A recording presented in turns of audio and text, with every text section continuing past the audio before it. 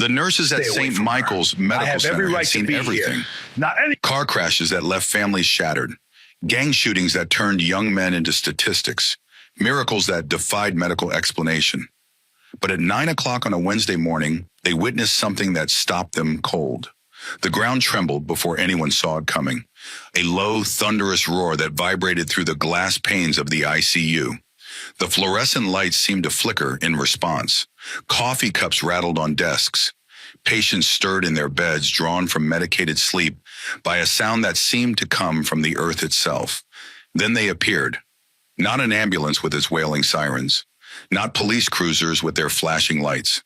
But 97 massive Harley-Davidsons, their chrome catching the morning sun like a river of molten silver. The riders wore leather vests covered in patches that screamed danger to anyone who understood the language of the road. Scars marked their faces. Tattoos crawled up their necks.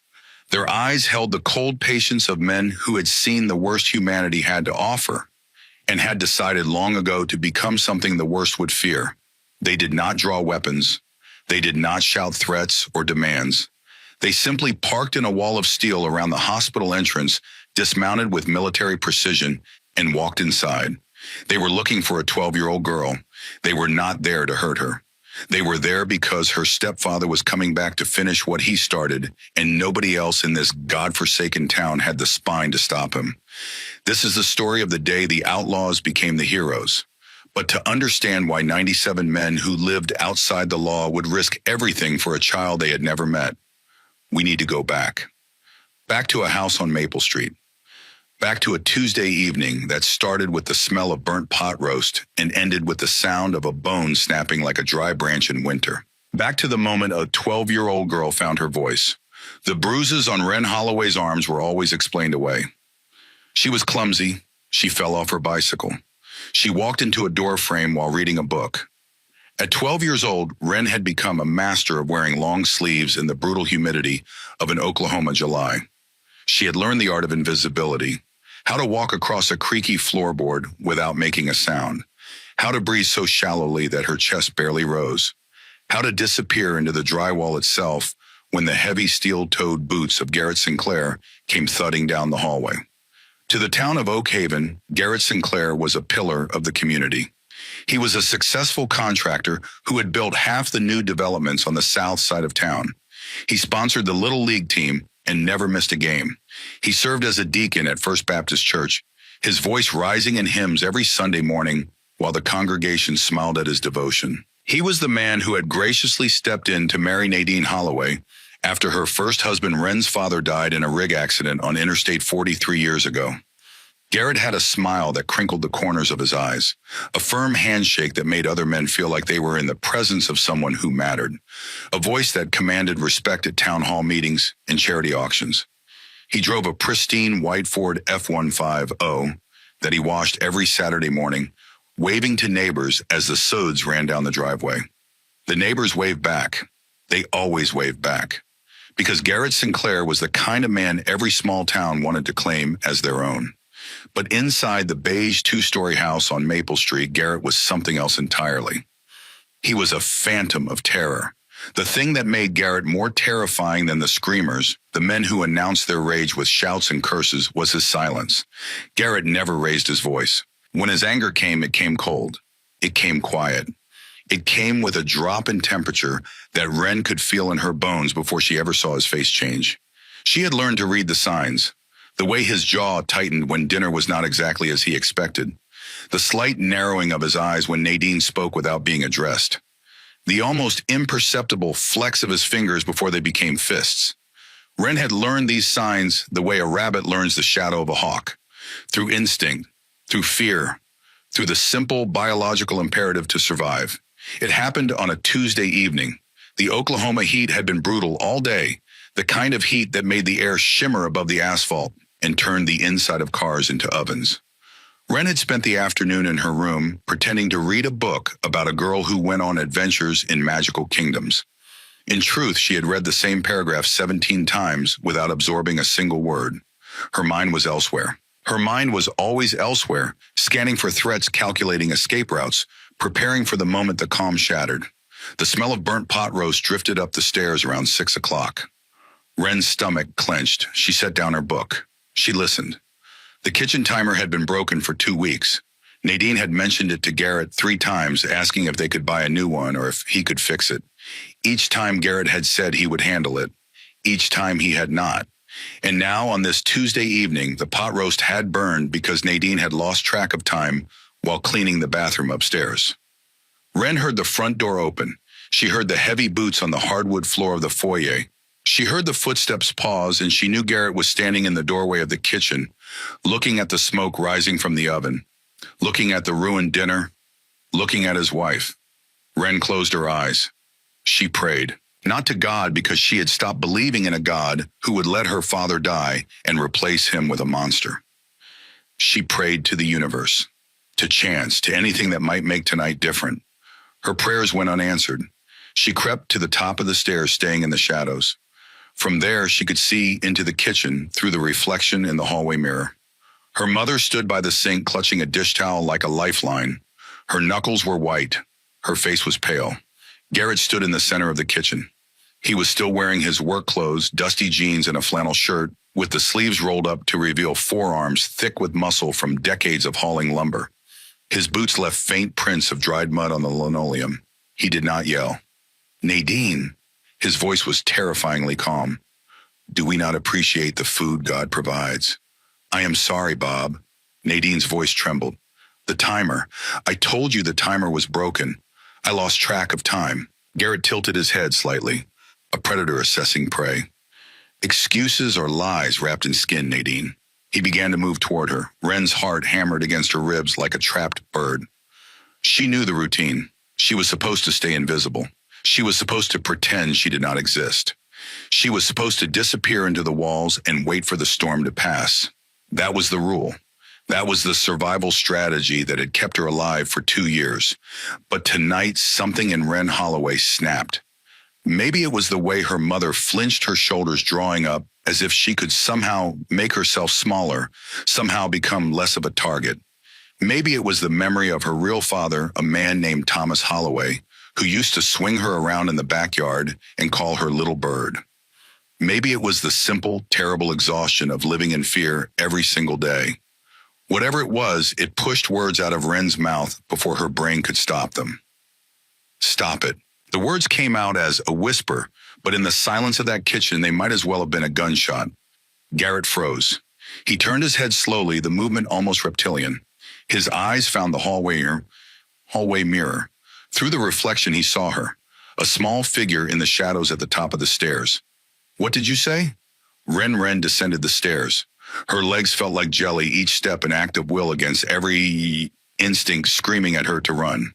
She reached the kitchen doorway and stood there, her hands balled into fists at her sides to hide their trembling.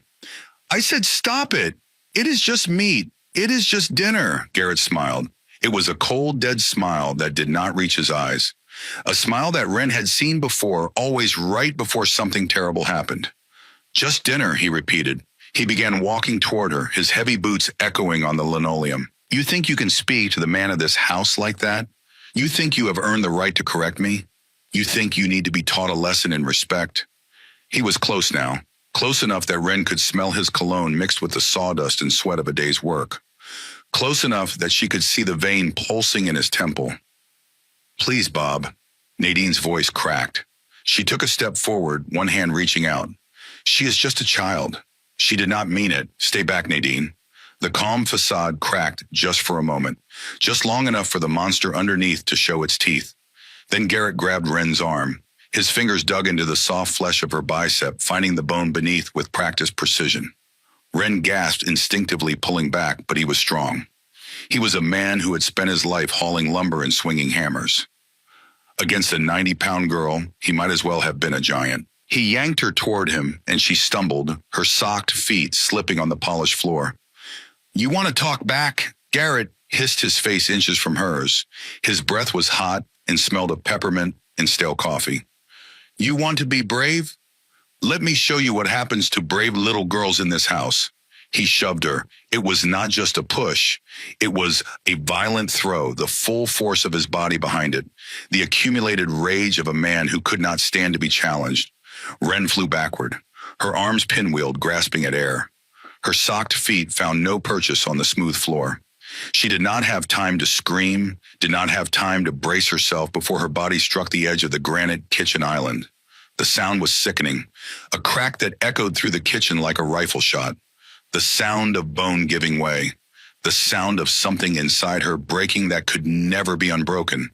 Pain exploded through Wren's right side, white hot, blinding. She crumpled to the floor, her body folding in on itself like a puppet whose strings had been cut. Air refused to come, her lungs spasmed trying to draw breath through ribs that were no longer whole. Her right arm lay at an angle that arms were never meant to bend, the wrist twisted in a way that made her stomach lurch even through the agony. "Get up," Garrett's voice came from somewhere above her, muffled by the ringing in her ears. "Stop crying, get up." She heard a new sound then, her mother screaming, a raw, unfiltered sound of anguish that seemed to come from somewhere deeper than the throat. Nadine dropped to her knees beside her daughter, her hands hovering over Wren's broken body, as if afraid to touch her, afraid to make it worse. "We have to take her to the hospital." Nadine's voice had changed. The meekness was gone, replaced by something harder, something maternal, something that would not be silenced. Garrett looked at the girl writhing on the floor. He looked at the unnatural angle of her wrist. He looked at the window, checking to see if any neighbors might have heard the commotion. The mask of the respectable deacon slid back into place. "Fine," he spat the word like it tasted bitter. "Get the car. And listen to me, Wren." He leaned down, his face inches from hers, filling her entire field of vision. Up close, she could see the pores of his skin, the slight stubble on his jaw, the emptiness behind his eyes. "You fell down the stairs. You were running in your socks. You slipped. Do you understand me if you say anything else? If you say one single word that does not match that story? Mommy goes next, and Mommy will not wake up." Wren nodded. Tears streamed down her face, carving hot tracks through the cold sweat of shock. Her voice would not work. Her body would not work. She could only nod, sealing her fate with a silent promise. Or so she thought. Street.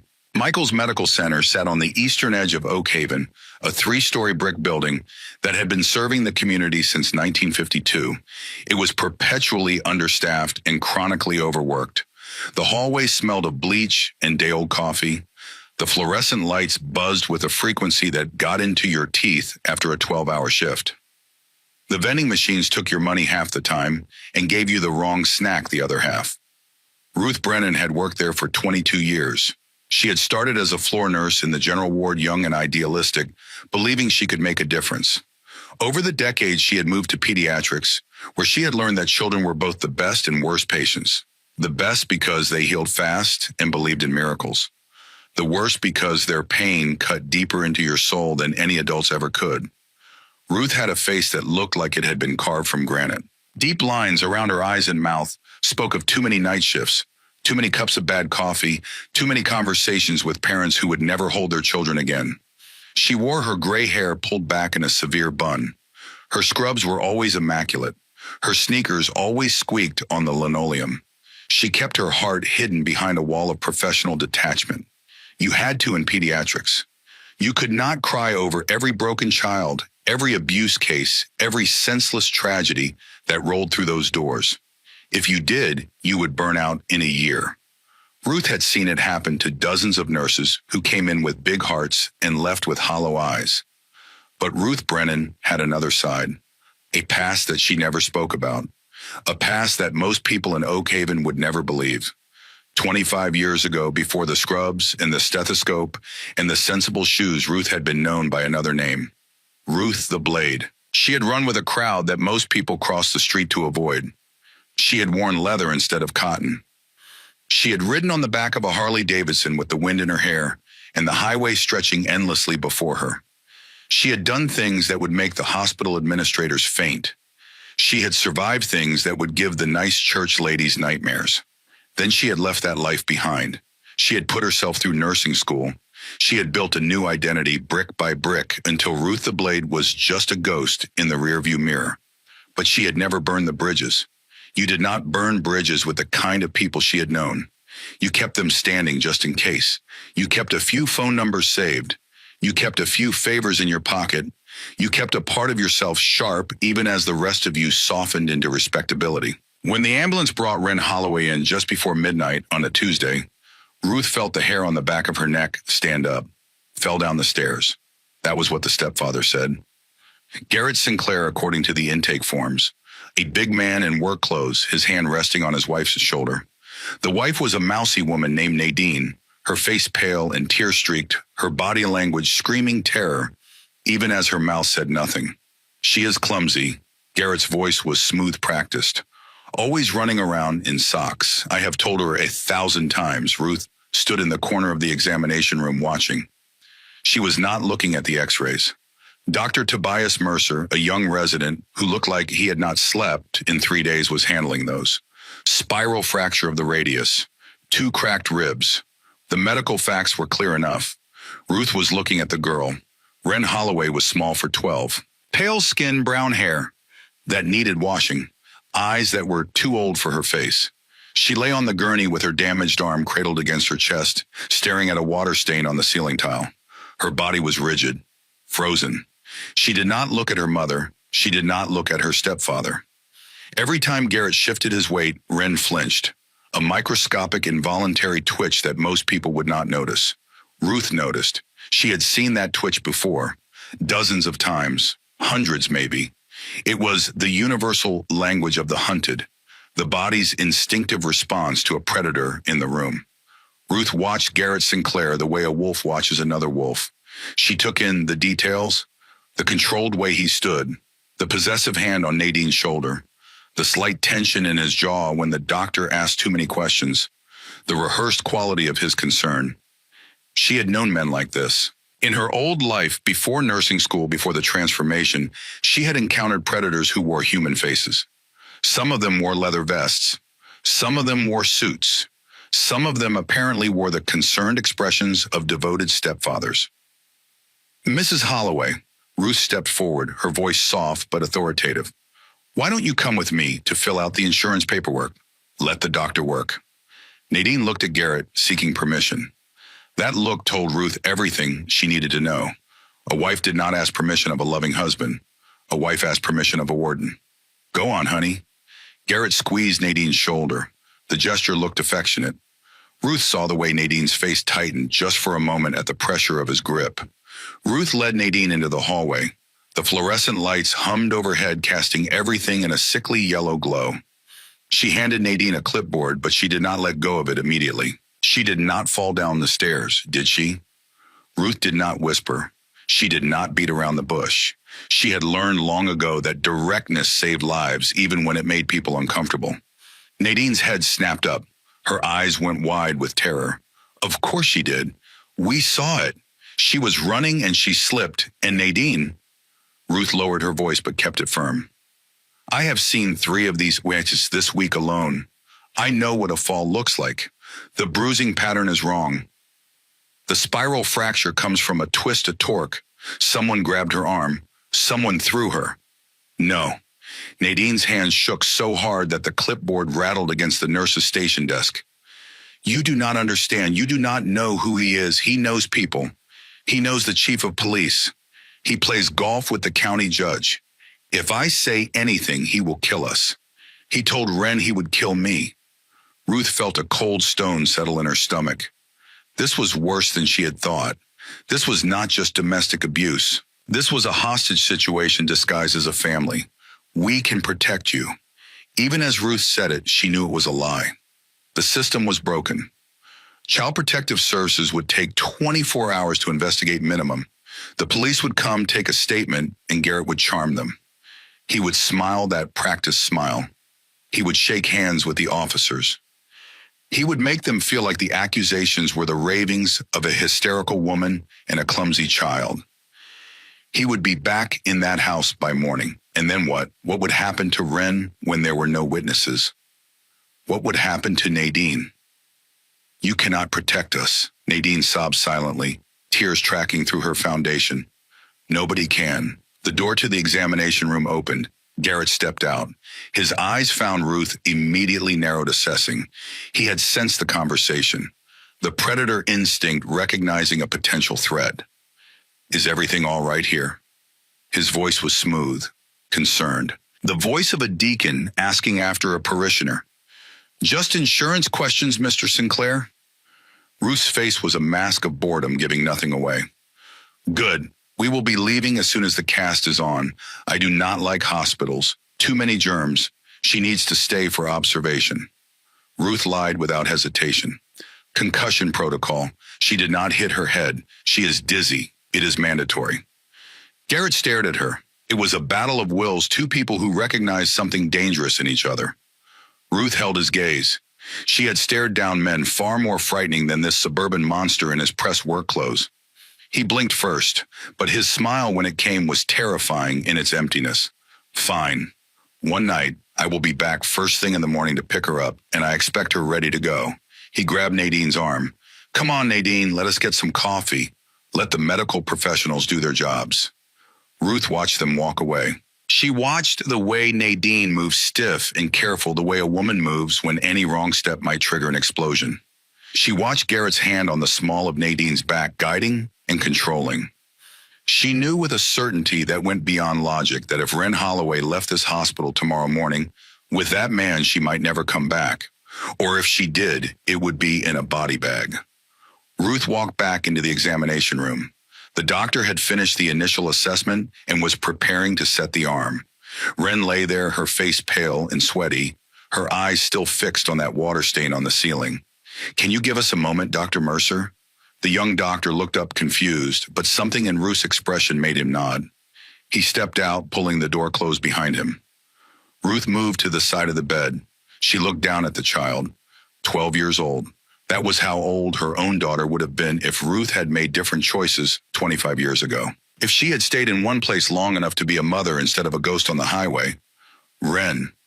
Ruth kept her voice gentle. Wren, honey, can you look at me?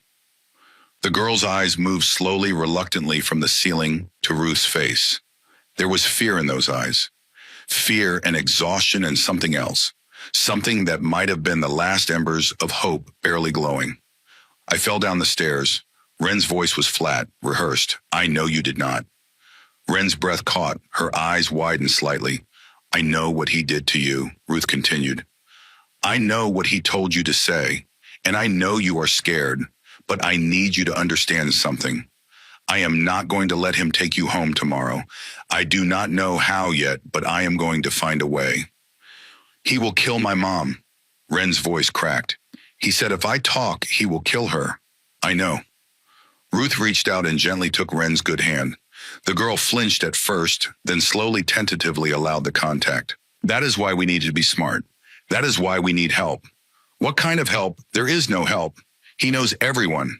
The police chief is his friend. The judge owes him favors. Nobody in this town will go against him. Ruth was quiet for a moment. She was thinking about a phone number she had not dialed in 10 years, a name she had not spoken in even longer. A world she had left behind, a world of leather and chrome and codes that existed outside the law but held to their own form of justice. There are people, Ruth said slowly, who do not care about police chiefs or judges. People who operate by different rules. People who protect children. Wren studied Ruth's face. For a girl who had spent 2 years reading the subtle signals of a predator, reading Ruth was easy. You are not just a nurse. No, I'm a nurse now, but I used to be something else. What? Someone who knew how to fight. Wren was quiet for a long moment. Outside the room, the hospital hummed with the nighttime sounds of any medical facility. Beeping monitors, distant conversations, the squeak of shoes on linoleum. Then the girl spoke. Her voice was small, but there was something in it that had not been there before. A tiny spark of courage. What do I need to do? Ruth felt something shift inside her, a door opening that she thought she had locked years ago. First, I need you to tell me the truth, not for the police, not for IPS, for me. I need to know exactly what he has done and how long he has been doing it. Every detail you can remember. Can you do that? Wren's hand tightened around Ruth's. Yes. Her voice was still shaky, but stronger now. Yes, I can do that. He did not just hurt me tonight. The words started coming slowly at first, then faster, like water breaking through a dam. He has been hurting me for 2 years, ever since he married my mom. He hits her too, but mostly me. Because I look like my dad, and he hated my dad. He burns me with cigarettes sometimes, on my back where no one can see. He locks me in the closet when I talk back. He threatens to kill my mom if I tell anyone. The stories poured out. 2 years of abuse cataloged in the memory of a 12-year-old girl with perfect, terrible clarity. Dates when possible. Injuries and how they were explained. Threats and the exact words used. Ruth listened to all of it, her face betraying nothing, her heart breaking with every sentence. When Ren finally fell silent, exhausted, Ruth patted her hand. "You are very brave. Braver than you know. Now I need you to rest. The medicine is going to make you sleepy soon. But I want you to know something, what you are not alone anymore. And after tonight, he is never going to hurt you again." Ren's eyes were already growing heavy, the painkillers pulling her towards sleep. But she managed a small nod, and something that might have been the ghost of a smile. Ruth stepped out of the room. She checked the hallway to make sure Garrett and Nadine were not nearby. Then she pulled out her personal cell phone, not her work phone, her personal one, the one with the contacts she had saved for emergencies. She scrolled through names she had not looked at in years, names that belonged to another life, names that most people would cross the street to avoid. She stopped on one name, Silas Crenshaw, known to most people as Bear, president of the Steel Wolves Motorcycle Club, Tulsa chapter. A man she had known 30 years ago when she was young and wild and running from a past she did not want to think about. A man who had once saved her life and whom she had saved in return.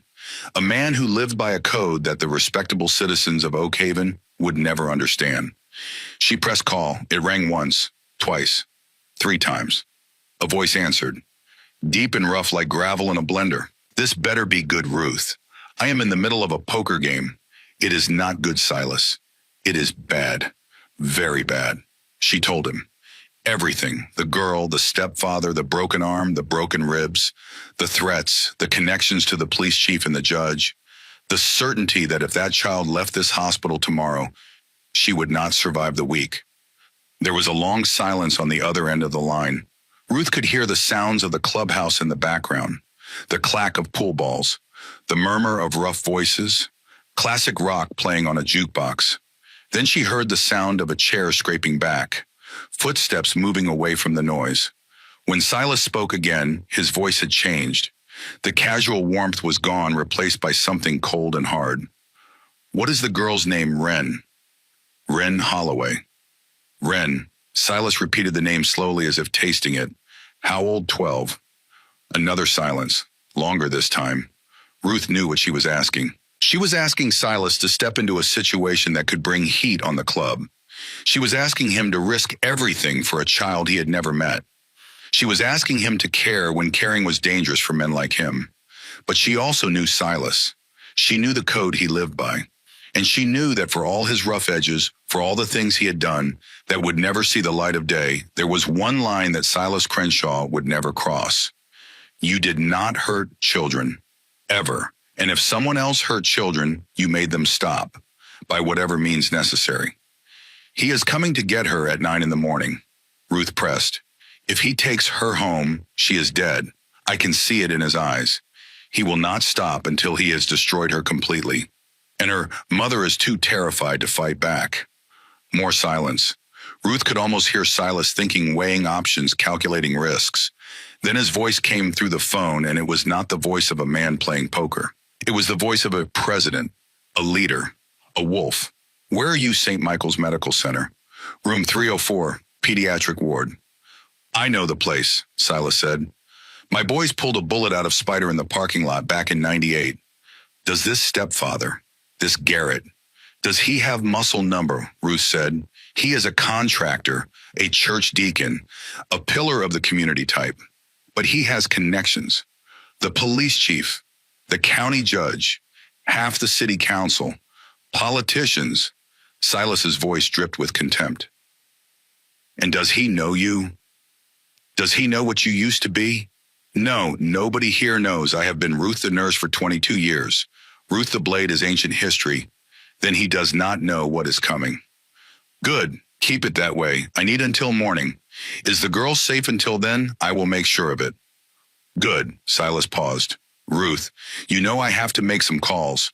This is going to be big, bigger than just my boys. I know. I'm going to call in every favor I have ever earned, every truce I have ever brokered. If we are going to do this, we are going to do it right. We are going to send a message that even the politicians will not be able to ignore. What kind of message? The kind that comes from 90 engines rolling up at once. The kind that says, this girl is under our protection now. And if anyone touches her, again, they will answer to every club in the state. Ruth felt tears prick her eyes. She blinked them away. She was not a woman who cried. She had burned that weakness out of herself years ago. Thank you, Silas. Do not thank me yet, Silas said. You just keep that girl safe until morning. You tell her help is coming. You tell her she has got uncles she did not know about. The line went dead. Ruth stood in the empty hallway of St. Michael's Medical Center, holding her phone, feeling the weight of what she had just set in motion. She had opened a door that could not be closed. She had invited the wolves into the henhouse. But sometimes when the foxes were already inside, wolves were exactly what you needed. She walked back into Wren's room. The girl was asleep now, the painkillers having finally won the battle against consciousness. Her breathing was slow and even her face slack, looking for the first time like the child she actually was, instead of the survivor she had been forced to become. Ruth pulled a chair up to the bedside. She sat down. She would not sleep tonight. She would stand guard until morning, until the cavalry arrived. She looked at the girl's face in the dim light. You are going to be okay, Ruth whispered. I promise. It was a promise she intended to keep. The Steel Wolves Clubhouse was located in an industrial park on the outskirts of Tulsa. It was a corrugated metal building that had once been a welding shop, its walls now decorated with decades of club memorabilia and the smoke stains of 10,000 cigarettes. The floor was concrete, cracked in places, covered in others by threadbare rugs that had seen better days. The air smelled of stale beer motor oil and unwashed leather. It was not a place the law visited unless they brought a SWAT team. It was not a place civilians stumbled into by accident. It was a sanctuary, a fortress, a home for men who had found their families not by blood, but by choice. Silas Crenshaw stood by the payphone in the back hallway, even though nobody used payphones anymore. It was a relic from another era kept functional out of sentiment. He had made a lot of important calls from this phone over the years. Calls that had started wars. Calls that had ended them. Calls that had sent men to prison. Calls that had kept them out. This call might be the most important of his life. He walked back into the main room. The poker game had dissolved. The pool table was abandoned. Born to Be Wild was playing on the jukebox for the fourth time that evening because nobody had bothered to put in more quarters. 30 pairs of eyes turned to look at him. These were hard men, men with scars and prison tattoos, men who had fought in wars both foreign and domestic, men who had buried friends and enemies alike, men who wore patches on their backs that identified them as brothers. Sergeant at arms, enforcer, road captain, treasurer. They knew something was wrong. They could read it in Silas's posture, in the way he moved. They had followed this man through hell and back. They knew when he was about to ask them to follow him there again. Listen up.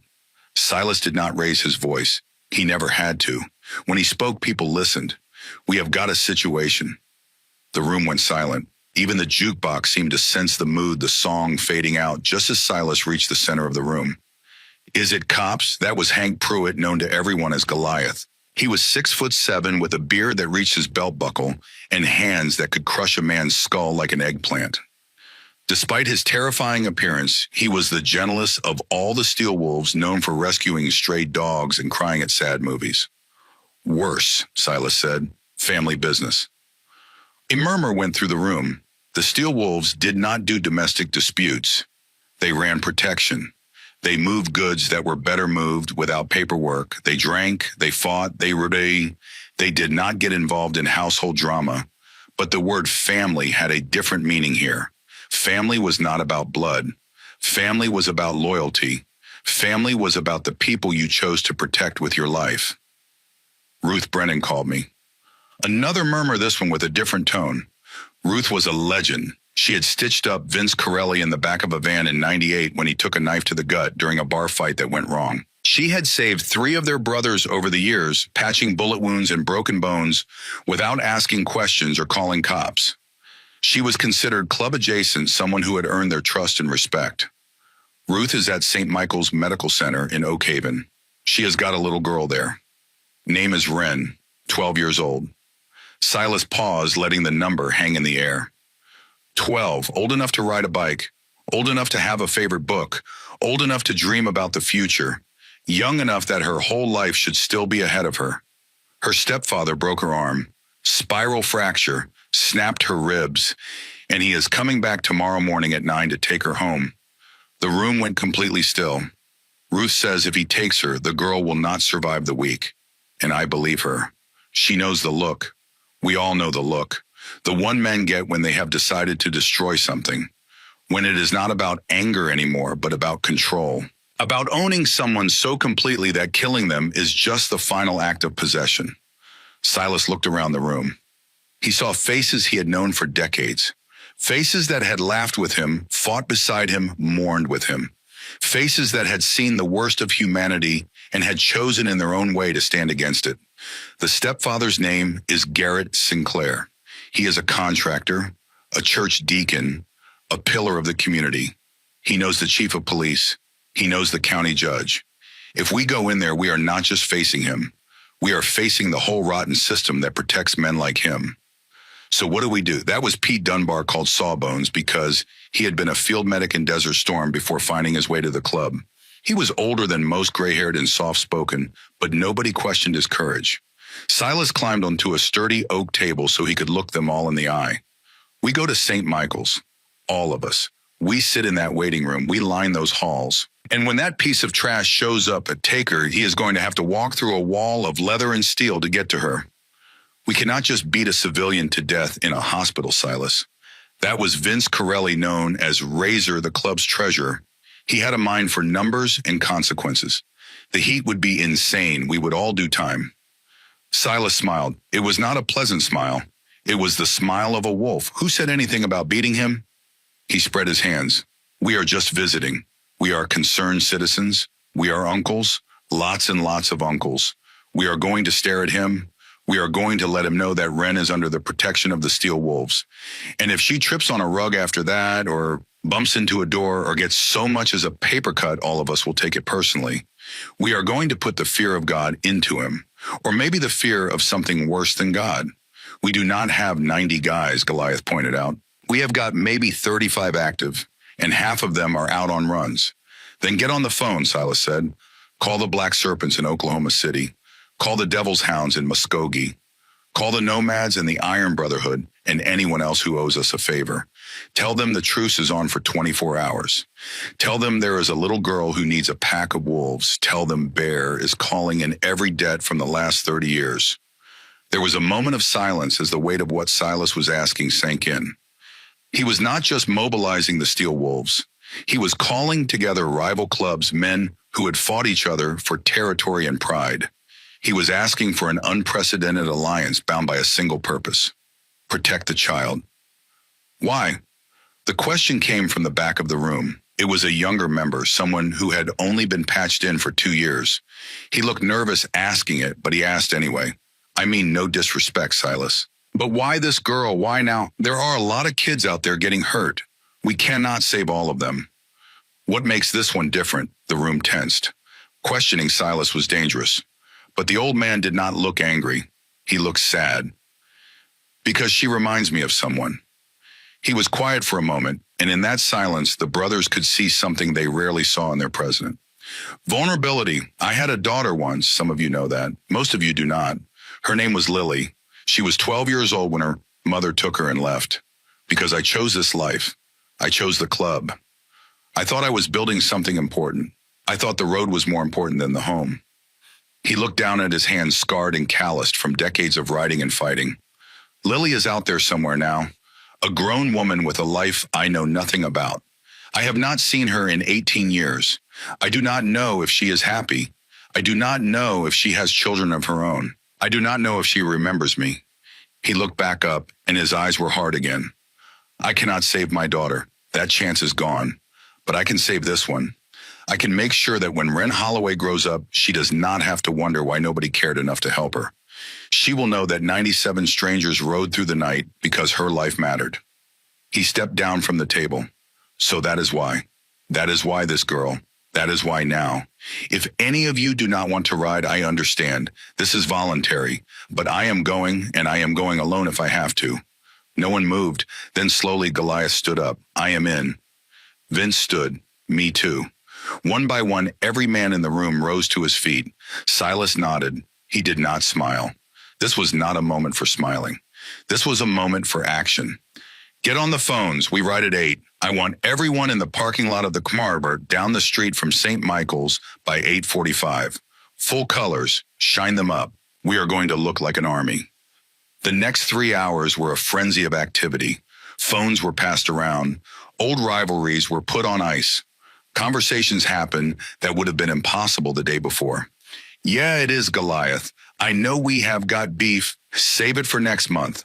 Tomorrow we have got a kid to save. Hey, preacher, it is Sawbones. We need the Nomad chapter. All of them. Yeah, I know it is short notice. This is important. By 2 in the morning, the head count was confirmed. 97 engines, 5 different clubs. Men who had been trying to kill each other last month now united by a cause that transcended their petty wars. The Black Serpents from Oklahoma City sent 23. The Devil's Hounds from Muskogee sent 18. The Nomads sent 12. The Iron Brotherhood, a club from the Texas border that owed Silas from a favor done back in the 80s, sent 9. Together with the Steel Wolves, they numbered 97 men, 97 motorcycles, 97 pairs of hands ready to do whatever it took to protect one 12-year-old girl. Silas sat alone at the bar after the calls were done, nursing a cup of black coffee. He was thinking about Ren. He was thinking about Lily. He was thinking about all the children he had failed over the years, including his own. His phone buzzed, a text from an unknown number. Silas, this is Ruth. Girl is sleeping. She talked to me, told me everything. 2 years of hell, burns, beatings, threats. She is brave, maybe the bravest kid I have ever seen. She asked what she can do to help. I told her to rest and trust us. Silas stared at the message for a long time. Then he typed back a response. Tell her help isn't coming. Tell her she has 97 uncles she did not know about. He put the phone down and walked to the door of the clubhouse, looking out at the moon hanging low over the parking lot. Somewhere out there, a monster was sleeping in his comfortable bed, dreaming of the power he would wield tomorrow. He did not know what was coming. Get some rest, boys, Silas called back into the clubhouse. Tomorrow we go to church. St. Michael's is going to need some saints. But that night he did not sleep. He sat in the chair by the window, watching the sky slowly lighten from black to gray to the purple red of a bruised dawn. And when the first light broke over Oklahoma, he was already on his feet, strapping on his leather vest, firing up his Harley, and leading the way toward a reckoning that would change everything. Wednesday morning dawned over Oak Haven with a sky the color of a fresh bruise. The humidity that had choked the town for days had finally broken, replaced by a sharp cutting wind that rattled the windows of St. Michael's Medical Center and sent leaves skittering across the parking lot like frightened animals. Ren Holloway woke to the sound of thunder. At least that was what she thought it was at first. She had been dreaming of her father, her real father, the one who used to carry her on his shoulders through the county fair and buy her cotton candy, even though her mother said it would ruin her dinner. In the dream, he was alive, and he was telling her something important, but she could not hear the words over the growing rumble. Then she opened her eyes and she realized the sound was not thunder at all. It was engines, dozens of them, maybe hundreds. A deep rolling roar that seemed to come from everywhere at once, vibrating through the walls of the hospital room, shaking the water in the plastic cup on her bedside table. Ruth was already at the window. The nurse had not slept. She had spent the entire night in the chair beside Ren's bed, watching over her like a guardian angel in sensible shoes. But now she was standing at the window, pulling back the blinds, and there was something on her face that Ren had never seen before. It looked like hope. Come here, sweetheart. Ruth's voice was soft, but there was an undercurrent of emotion that made Ren's heart beat faster. Come look. Ren pushed herself up from the bed, wincing at the pain in her ribs. Her right arm was encased in a blue fiberglass, cast heavy and awkward. She shuffled to the window, her hospital gown swishing around her thin legs. What she saw made her breath catch in her throat. The parking lot of St. Michael's Medical Center was filling with motorcycles. Not a few, not a dozen, but wave after wave of chrome and leather pouring into the lot like a river of steel. They came from every direction, their headlights still on despite the morning light, their engines creating a symphony of controlled thunder. She tried to count them. She lost track after 50. Who are they? Wren whispered. Ruth put a gentle hand on her shoulder. They are your uncles, 97 of them. They came from all over the state to make sure you are safe. Wren watched as the riders dismounted. They were huge men, most of them, beards and bandanas, leather vests covered in patches she did not understand, tattoos that crawled up their arms and necks like living things. They looked like the kind of men her mother would cross the street to avoid. But they were here for her. One by one, the engines cut off. The sudden silence was almost louder than the noise had been. The riders formed up into two lines, creating a corridor from the parking lot to the automatic glass doors of the main entrance. They stood there with their arms crossed, a wall of leather and muscle and quiet determination. At the front of the formation was an older man with gray hair tied back in a ponytail. Even from 3 floors up, Wren could see the authority in the way he stood. The other men looked to him, took their cues from him. He was the leader. That is Silas, Ruth said. He is the one I called. He is going to make sure nobody hurts you ever again. Wren watched Silas walk toward the hospital entrance. His stride was unhurried, confident. He moved like a man who had been in 1,000 fights and won them all. He moved like a man who was not afraid of anything. For the first time in 2 years, Wren felt something stir in her chest. Something she had almost forgotten existed. Courage. Garrett Sinclair had not slept well. He had spent the night in his empty house pacing the living room, replaying the events at the hospital in his mind. The nurse who asked too many questions. The way Nadine had looked at him when she left with the girl. The subtle shift in power that he could feel but not quite name. By morning, he had convinced himself that everything was under control. He was Garrett Sinclair. He had built his reputation brick by brick over 15 years in this town. He knew the right people. He went to the right church. He contributed to the right causes. Nobody was going to take his family away from him. He showered, shaved, and dressed in his best work clothes, clean jeans, a pressed flannel shirt, his most trustworthy smile. He was going to walk into that hospital, collect his stepdaughter, and bring her home. Then he would deal with Nadine. Then he would deal with the nurse. Then life would return to normal. He checked his reflection in the hallway mirror one last time. Perfect. The concerned stepfather worried about his clumsy little girl. He got into his pristine white Ford F-150 and backed out of the driveway. He turned on the radio to a classic rock station and drummed his fingers on the steering wheel. The sun was shining, the birds were singing. It was going to be a good day. Then he turned onto 4th Street and the traffic stopped. Garrett frowned, craning his neck to see what was causing the holdup. There was a line of cars ahead of him, none of them moving. He honked his horn. Come on, people. Move it. Then he heard it. It started as a vibration in the chassis of his truck, a low rhythmic thrumming that he felt in his teeth before he heard it in his ears. He turned down the radio, confused. The sound grew louder. It was not thunder. It was not construction equipment. It was mechanical, organic, alive. The sound of 100 angry hornets amplified through chrome pipes. He looked in his rearview mirror. His hands tightened on the steering wheel until his knuckles went white. Filling the 2 lanes behind him, stretching back as far as he could see, was a phalanx of motorcycles. They rode 4 abreast, occupying every inch of the road. Sunlight glinted off chrome handlebars and black helmets. The riders wore leather vests with patches that Garrett did not recognize, but instinctively feared. He swallowed hard. He hated bikers. Trash, he called them. Criminals and degenerates who contributed nothing to society. He expected them to pass him weaving through traffic like the maniacs they were, but they did not pass. They stayed behind him. When he slowed down, they slowed down.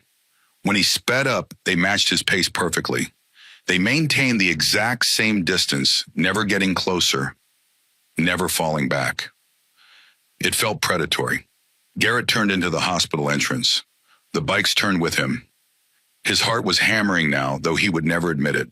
He pulled into the main drop-off zone, intending to park quickly and get inside. But as he stopped the truck, the roar behind him reached a crescendo. The motorcycles swarmed. They poured into the parking lot like a black tide splitting around his truck like water around a stone. They hopped curbs. They parked on the grass. They filled every available space, blocking the exits surrounding his vehicle. 97 motorcycles. The engines cut off in a staggered wave, leaving a ringing silence that was somehow louder than the noise had been. Garrett sat frozen in his truck, his hands still gripping the steering wheel. He watched as the riders dismounted. Up close, they were even more terrifying than they had seemed from a distance. Scars, prison tattoos, eyes that had seen things Garrett could not imagine. One rider caught his attention. An older man with gray hair and a weathered face wearing a vest that simply said, President. The man looked at Garrett's truck. He did not seem angry. He did not seem aggressive. He seemed patient, like a wolf watching a rabbit knowing that eventually the rabbit would have to leave its hole. They are probably here for one of their own. Garrett told himself, trying to steady his breathing. Just some biker who got shot or stabbed. It has nothing to do with me. Ignore them. Show no fear. He opened his truck door and stepped out. He smoothed his shirt. He locked the truck with a cheerful beep that sounded absurdly out of place in the heavy atmosphere. He began walking toward the hospital entrance. The bikers had formed two lines, creating a corridor that led directly to the automatic glass doors. There was no way to reach the entrance without walking between them. Garrett straightened his spine. He was a deacon, a businessman, a pillar of the community. He was not going to be intimidated by a bunch of leather-wearing thugs. He stepped between the lines. The air seemed to change. The temperature dropped. Nobody moved. Nobody spoke. But 97 pairs of eyes tracked him from behind dark sunglasses. He could feel their stares like physical pressure, stripping away his mask, seeing the monster underneath. He passed a giant of a man, someone who had to be nearly 7 feet tall, with a beard that reached his belt buckle. The giant looked down at him with an expression that might have been pity or might have been disgust. Garrett quickened his pace. He burst through the automatic doors into the air-conditioned lobby, sweating despite the cool air. His hands were shaking. He shoved them into his pockets. Savages, he muttered to himself, trying to regain his composure. Animals. He approached the reception desk, putting on his best concerned stepfather face. I am here for Wren Holloway. Room 304. I am her father. The receptionist, a young woman with glasses and a nervous expression, looked past him at the glass doors. The bikers were visible through the windows, standing motionless in the morning sun. Just a moment, sir. Let me check the system. But before she could type anything, the automatic doors slid open again. And they stayed open. Silas Crenshaw walked in first, then Goliath, then Razor, then Sawbones. They did not stop at the reception desk. They did not ask for visitor passes. They simply flowed into the lobby like a river of leather spreading out to fill the space. The security guard, a young man barely out of his teens, stepped forward with one hand resting nervously on his taser. Sirs, you cannot bring a group this size in here. Hospital policy limits visitors to Silas stopped walking. He turned to look at the guard. His expression was not threatening. It was almost grandfatherly. But there was something in his eyes that made the young man's words die in his throat. We are here to visit family, son. Silas's voice was calm, gravelly, and absolutely certain. A little girl named Wren Holloway. Room 304. We are her uncles. The security guard looked at the army of men behind Silas. He looked at the receptionist who was staring with her mouth hanging open. He looked at Garrett, who was backing slowly toward the elevators. He made a quick calculation. He was paid $12 an hour. This was not a $12 an hour problem. 3rd floor. The guard squeaked. Elevators are to the left. Much obliged, Silas said. He actually tipped an imaginary hat to the receptionist. Nice flowers, ma'am. Brighten the place right up. Garrett was already jabbing the elevator button repeatedly. The door opened, and he scrambled inside, pressing the button for the 3rd floor as if his life depended on it. Just as the doors began to close, a leather boot jammed into the gap. The doors bounced back open. Silas stepped in, followed by Goliath, followed by Sawbones. The elevator, designed for perhaps 8 people maximum, was suddenly very small and very full. Garrett found himself pressed into the corner, his expensive cologne battling the scent of road dust and old tobacco. He clutched his hands together to hide their trembling. The elevator began to rise. Nobody spoke. The silence was agonizing. Garrett stared at the floor numbers lighting up. 1, 2, 3, ding. The doors opened. Garrett bolted out, practically running down the hallway toward the nurse's station. He needed to find Wren. He needed to assert his authority. He needed to get out of this nightmare. Ruth Brennan was sitting at the station, calmly reviewing a chart. She looked up as Garrett approached, and there was something in her eyes that he did not like. A knowledge. A certainty. "I am here for Wren," Garrett demanded, his voice cracking despite his efforts to control it. "I want discharge papers. Now, Mr. Sinclair," Ruth said pleasantly. "You are right on time. We are just finishing up her vitals. I do not care about vitals. Get her ready. We are leaving." Actually, a deep voice rumbled from directly behind Garrett's left ear, close enough that he could feel the breath on his neck. "We were hoping to have a word before you go." Garrett spun around. The hallway of the pediatric ward was full.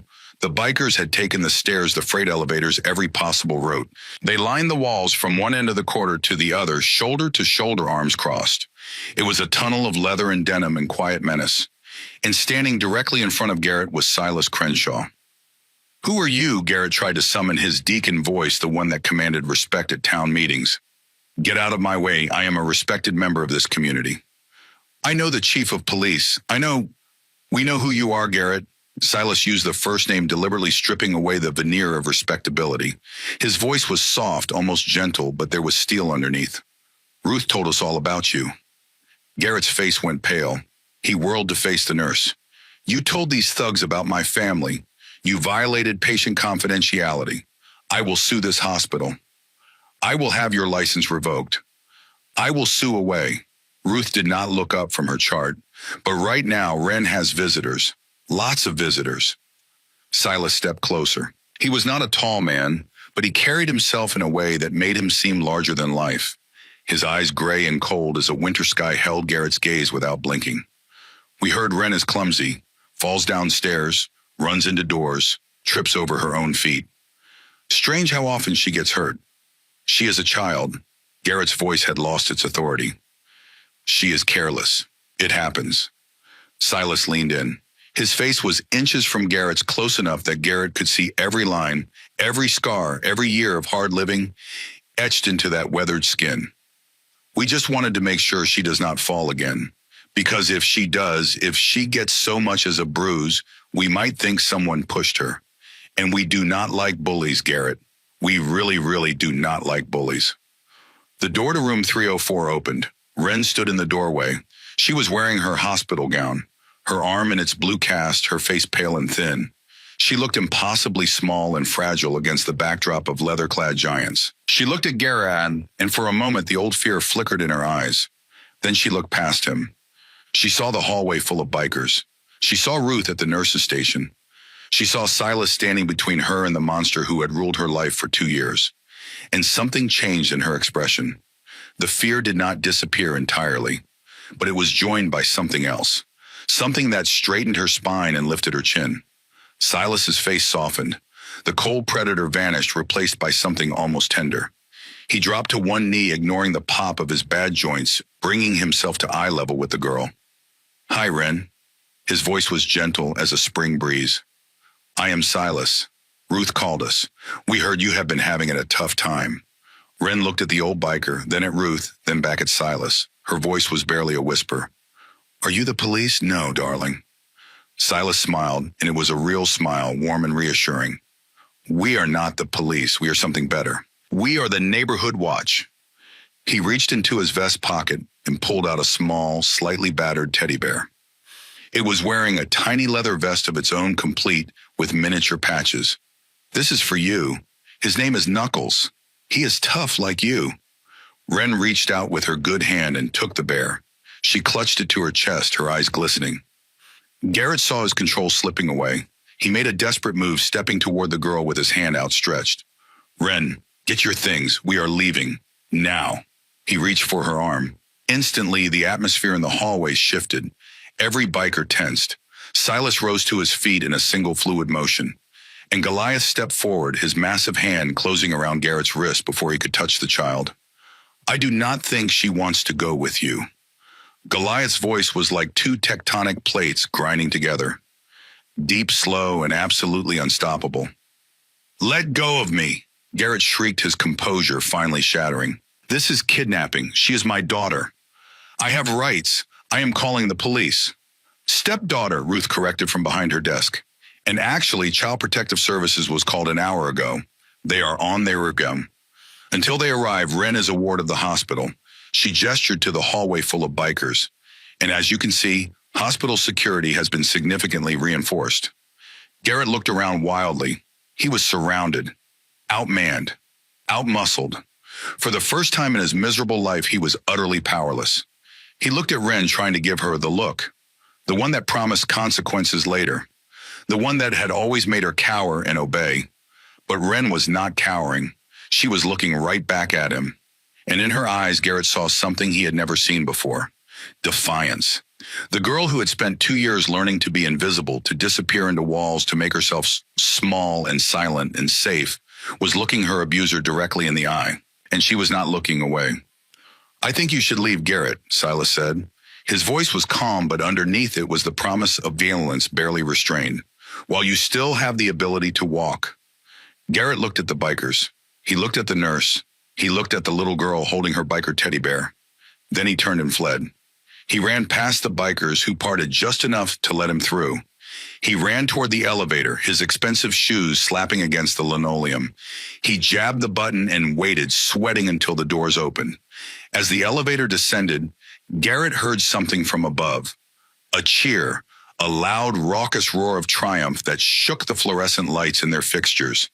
He had lost, but he was not finished. He still had cards to play. He still had connections. He still had power. Chief Boyd Whitmore was going to hear about this. The police station was only 10 minutes from the hospital. Garrett drove there with white knuckles and a racing heart, his mind already composing the narrative. These are dangerous criminals. They have taken over the pediatric ward. They are holding my daughter hostage. You have to do something. Chief Whitmore was an old friend. They played golf together twice a month. They had worked together on the new community center project. The chief owed him favors. Garrett burst through the doors of the precinct, not bothering to check in with the desk sergeant. Tom. He barged into the chief's office without knocking. We have a problem. Chief Boyd Whitmore looked up from his coffee and morning reports. He was a heavy-set man in his late 50s, with a face that had seen too many small-town scandals and a waistline that had seen too many donuts. Garrett, what happened to you? You look like you have seen a ghost. Not a ghost, a gang. They have taken over St. Michael's. They are holding Wren hostage. There must be 100 of them. Bikers, criminals. They threatened me, assaulted me. Whitmore's eyebrows rose. He set down his coffee. Slow down. Tell me exactly what happened. Garrett told him. He painted himself as the innocent victim, the concerned father trying to retrieve his injured daughter. He painted the bikers as violent thugs who had invaded a hospital and terrorized staff and patients alike. Whitmore listened, his face growing increasingly grave. The Steel Wolves, he muttered when Garrett finished. I know them. Their president is a man named Silas Crenshaw. Been trying to run them out of the county for years, but they are slippery. Never keep anything illegal where we can find it. They are preventing me from retrieving my daughter, Garrett said. That is custodial interference at minimum. Maybe kidnapping, Whitmore nodded slowly. He reached for his radio. All available units. This is Chief Whitmore. We have a situation at St. Michael's Medical Center. Gang activity, possible hostage situation. I want every car rolling. SWAT on standby. He looked at Garrett. We will get your daughter back. 20 minutes later, Chief Whitmore walked into the pediatric ward of St. Michael's Medical Center with 6 uniformed officers behind him. The bikers were still there. They filled the waiting room, occupied every chair, leaned against every wall. Some of them were reading magazines.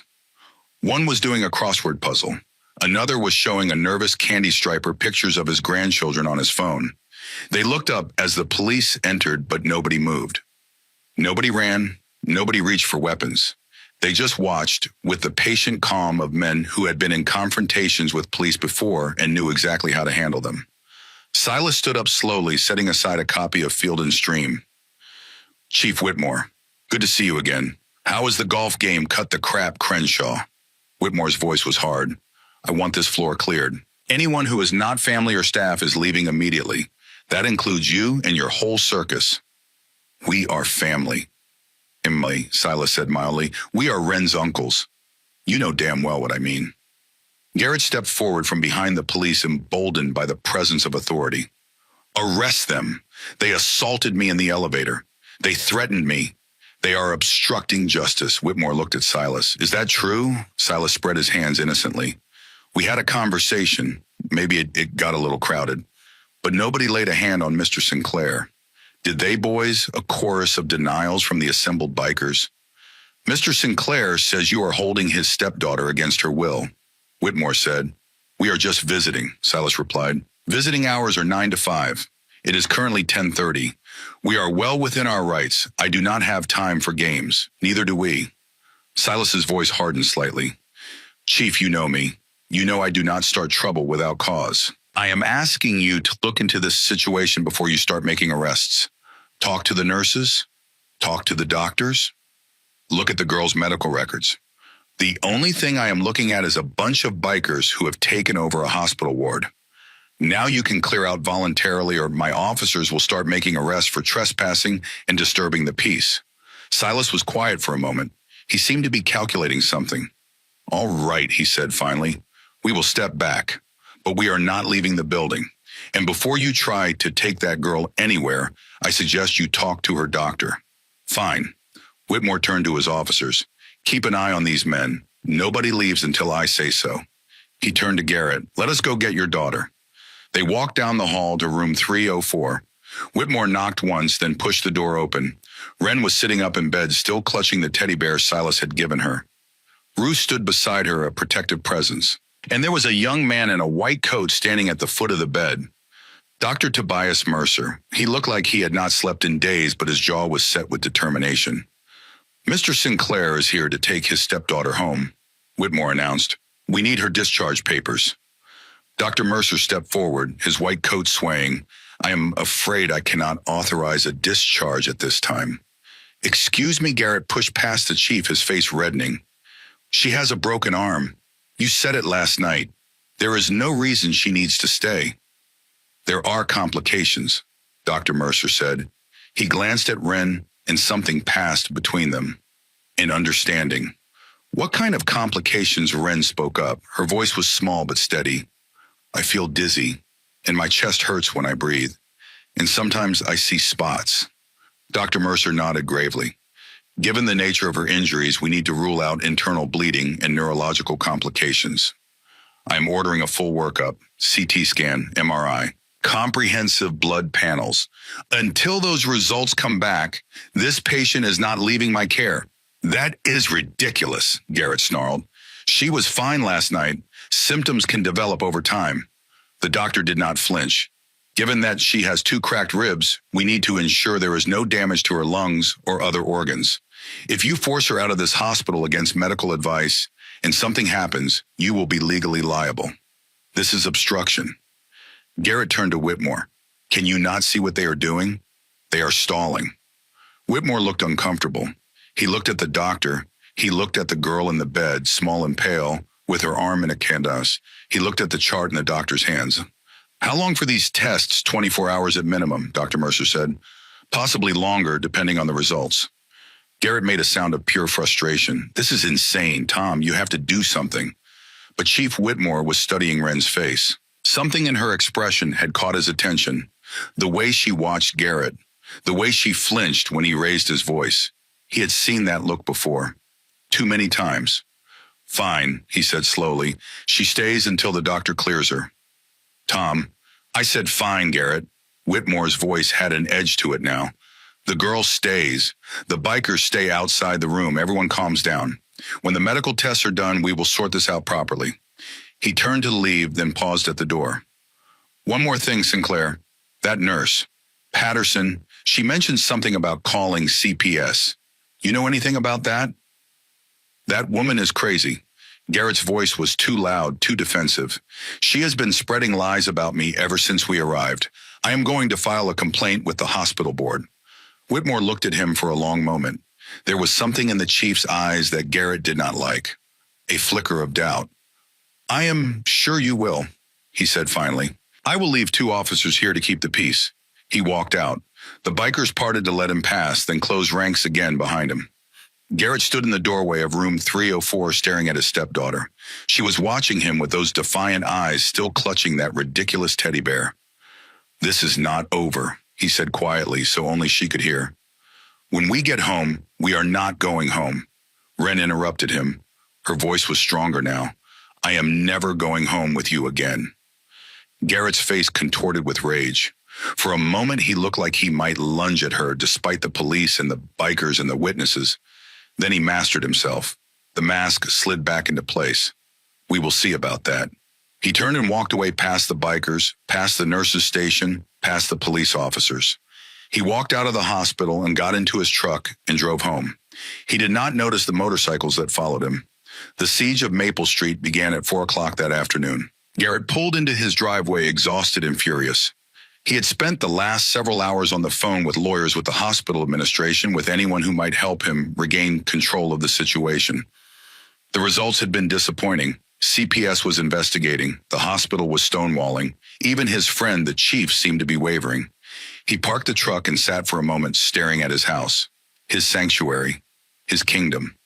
Within these walls, he was God. Then he heard the rumble. He looked in his rearview mirror and felt his blood turn to ice.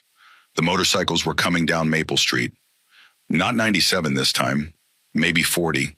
But 40 was more than enough. They did not pull into his driveway. That would be trespassing. Instead, they parked along the street, on both sides, in front of his house, in front of his neighbors' houses. They filled every available space on the public road, their chrome glinting in the afternoon sun. Then they cut their engines, and they stood there. They did not shout. They did not threaten. They did not hold signs or wave fists. They simply leaned against their motorcycles, arms crossed, faces impassive, watching his house. Garrett ran inside and locked the door. He went to the window and peered through the blinds. Silas Crenshaw was standing at the end of his driveway. Not on his property, on the sidewalk. Perfectly legal. The old biker was eating a sandwich, chewing slowly, his eyes never leaving Garrett's front door. He grabbed the phone and called the station. "Tom, they followed me. They are outside my house right now." "Are they on your property?" Chief Whitmore asked. "No. They are on the street. Is it a public street?" "You know damn well it is. Are they making threats? Being loud, damaging property?" "They are standing there, staring at me. It is intimidation." There was a sigh on the other end of the line. "Garrett, unless they step on your lawn or do something actually illegal, there is nothing I can do. People have the right to stand on public streets. That is the law. The law, they are terrorizing me in my own home. Then stay inside, close your blinds, ignore them. They will get bored eventually." The line went dead. Garrett slammed the phone down. He went back to the window and looked out again. The bikers had not moved. Silas was still eating his sandwich. The setting sun cast long shadows across the manicured lawn that Garrett mowed every Sunday morning. Then the neighbors started coming out. Mrs. Hendricks from next door came out to check her mailbox. She stopped when she saw the bikers, her hand flying to her mouth. Garrett expected her to run inside to call the police herself. Instead, Goliath walked over to her. Garrett held his breath, expecting violence, expecting the giant to grab the old woman to use her as leverage somehow. But Goliath just bent down and picked up a garden gnome that had fallen over in the flower bed. He set it upright, brushed off the dirt, and said something to Mrs. Patterson. She laughed. She actually laughed. Then she pointed at Garrett's house, and Goliath nodded solemnly. They exchanged a few more words, and Mrs. Patterson went back inside. But she was smiling. Smiling. The narrative was shifting. Garrett could feel it. The town had always feared him, respected him, because he demanded respect. But now the monsters were outside, and they were being polite. They were fixing garden gnomes and having pleasant conversations with elderly neighbors. The sun began to set. The bikers did not move. At 8 o'clock, headlights appeared at the end of the street. It was Nadine's car, the old Honda Civic that Garrett kept meaning to replace with something more appropriate for his wife. She had been at the hospital all day, and now she was coming home. To get clothes for Wren, Garrett assumed. That was all. He watched as the car slowed as Nadine took in the wall of motorcycles lining the street. He expected her to panic, to freeze, to do something stupid that would give him an excuse to reassert control. Instead, she stopped the car right in the middle of the street. Silas walked over to the driver's side window. Garrett's heart pounded. Here it was. Here was the threat he had been waiting for. The bikers were going to hurt his wife. They were going to use her against him. Silas leaned down. He spoke to Nadine through the open window. Garrett could not hear the words. He could only watch as Nadine listened, as her face went through a series of expressions. Fear, confusion, and then something else. Determination. She nodded. Silas stepped back. He signaled to his men. The wall of motorcycles parted, creating a path for Nadine's car to pull into the driveway. She got out. She walked to the front door. Garrett unlocked it, pulling her inside. "What did they say to you?" he demanded, grabbing her arm. "Did they threaten you?" Nadine pulled her arm away. It was the first time in 10 years that she had pulled away from him. No, her voice was strange, calm. "They did not threaten me." "Then what did they say?" Nadine looked at him, really looked at him, and Garrett saw something in her eyes that made his stomach clench. "He told me that if I wanted to pack a bag for myself, nobody would stop me. He told me that he would make sure I got to my car safely. He told me that I did not have to be afraid anymore." "You are not going anywhere," Garrett snarled. "You are my wife. You belong here. You belong to me." Nadine walked past him toward the bedroom. "I am going to the hospital. Ren needs me. If you walk out that door, you are never coming back. Do you understand? I will tell everyone you are crazy. I will take the house.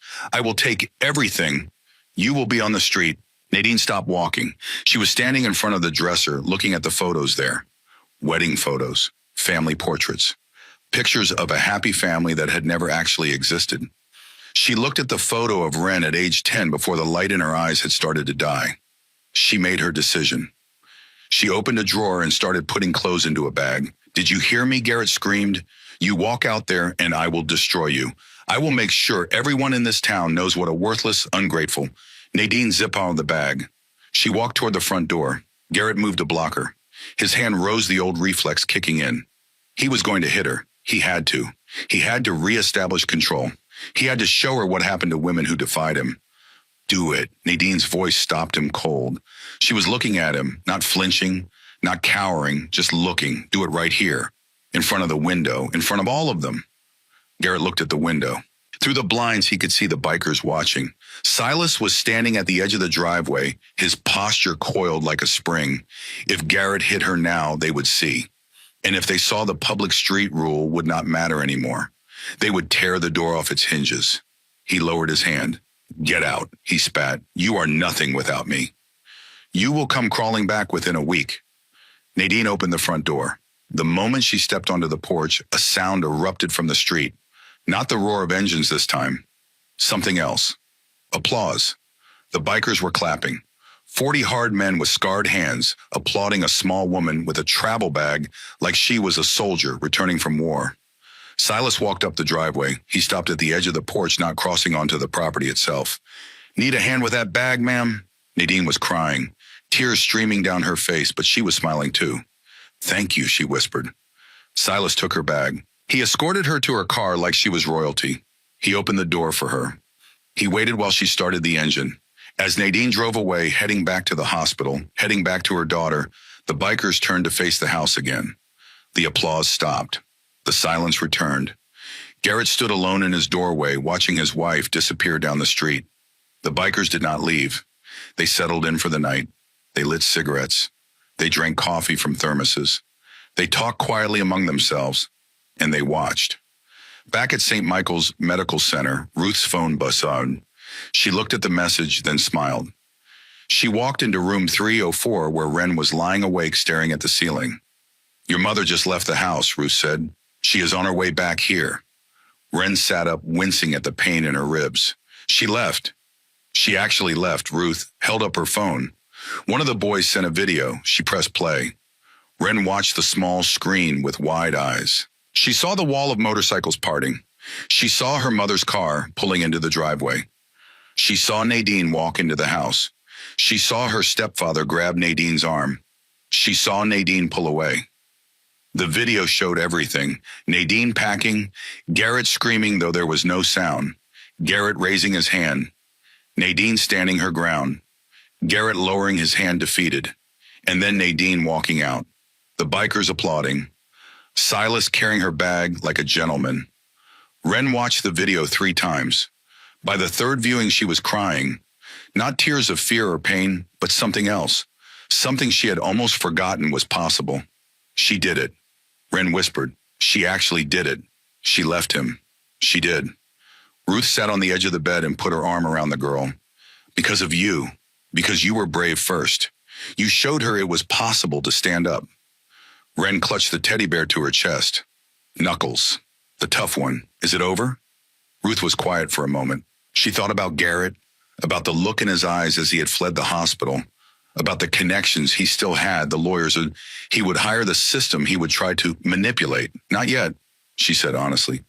But it will be. Tomorrow your stepfather is going to make one last push. He is going to come back with lawyers and court orders and everything he can throw at us. But we will be ready. How do you know? Because you have 97 uncles who are not going to let anything happen to you. And because you are the bravest girl I have ever met. And because sometimes, sweetheart, the good guys actually win. Wren leaned into Ruth's embrace. Outside the window, the stars were coming out over Oak Haven.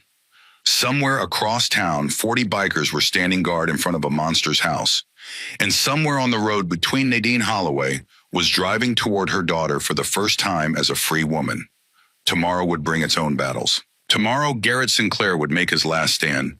But tonight, for the first time in 2 years, Wren Holloway felt something she had almost forgotten existed.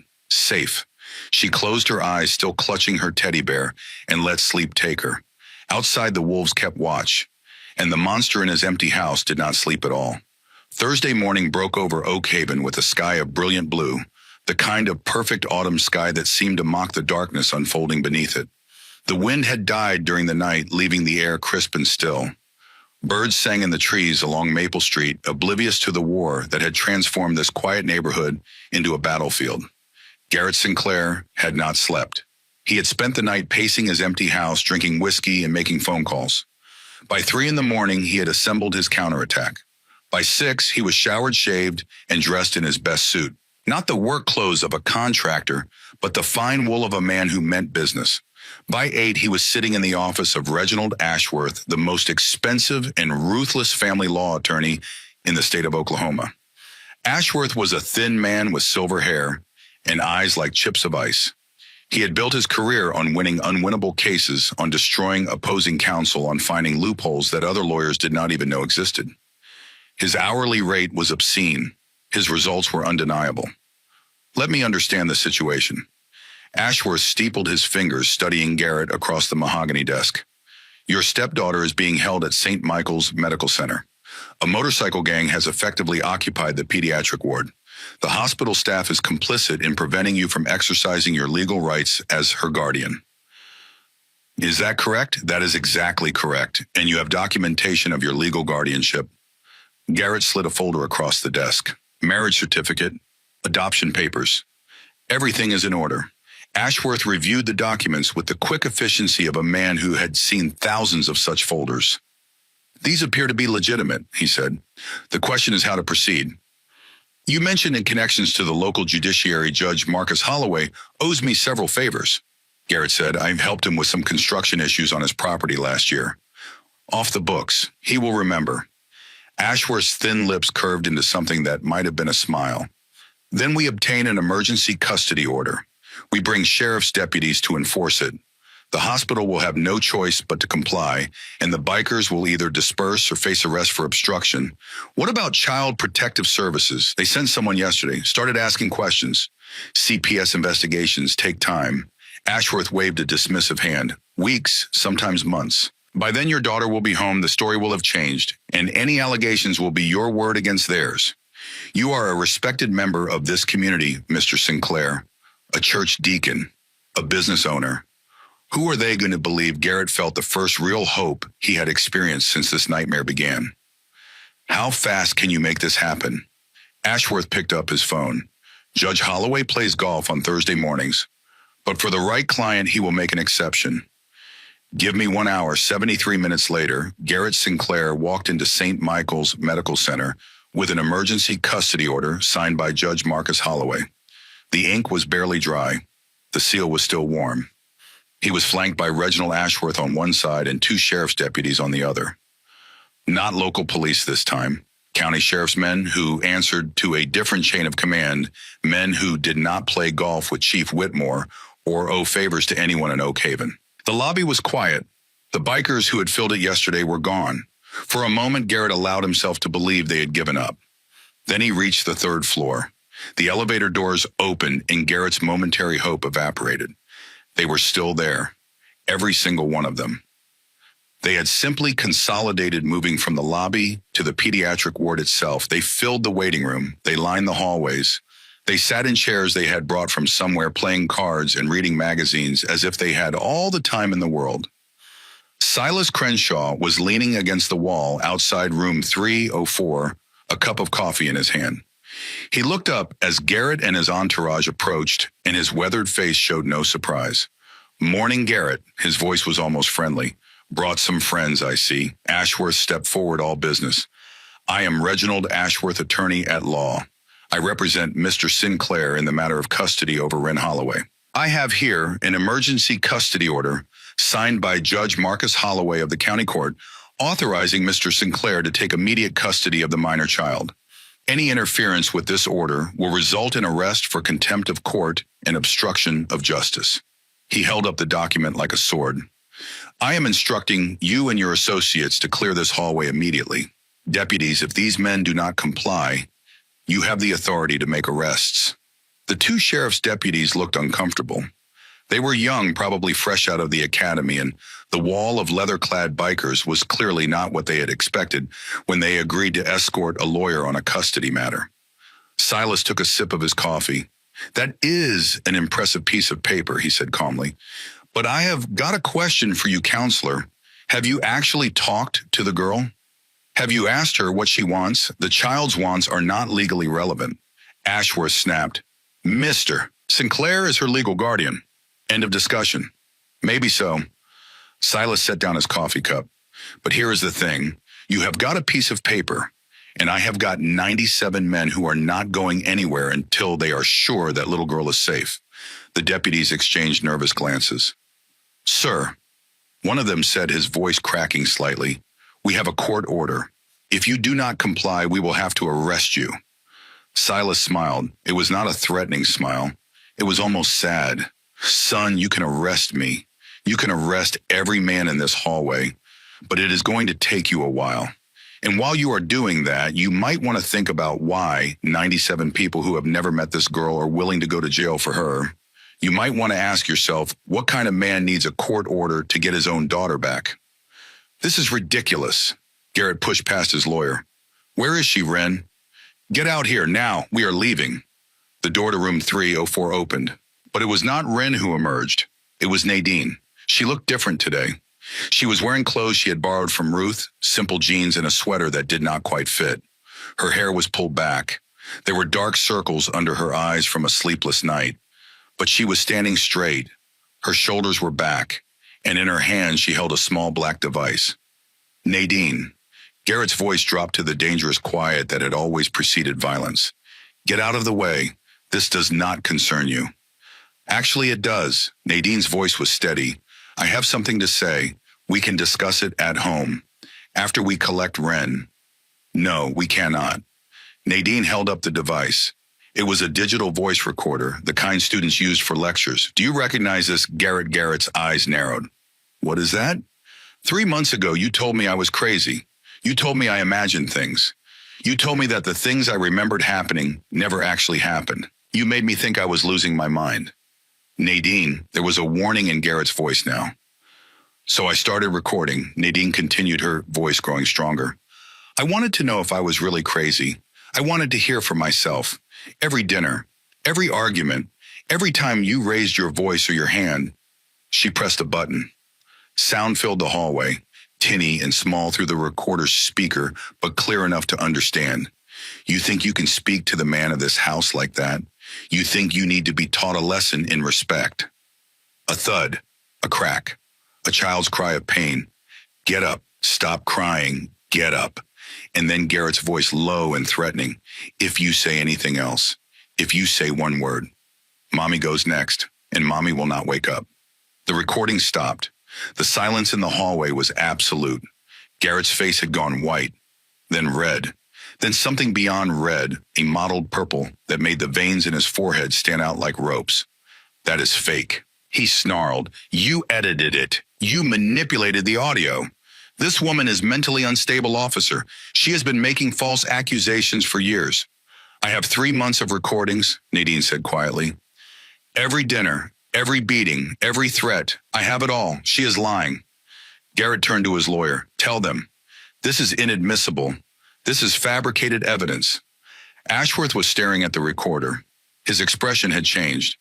The confident shark was gone, replaced by something more calculating. Did you obtain these recordings with consent? He asked Nadine. Because in this state, recording someone without their knowledge is a violation of wiretapping laws. This evidence could be thrown out. Maybe, Nadine said, maybe not. But the question is, do you want to take that chance? Do you want this played in a courtroom? Do you want every word of this entered into the public record?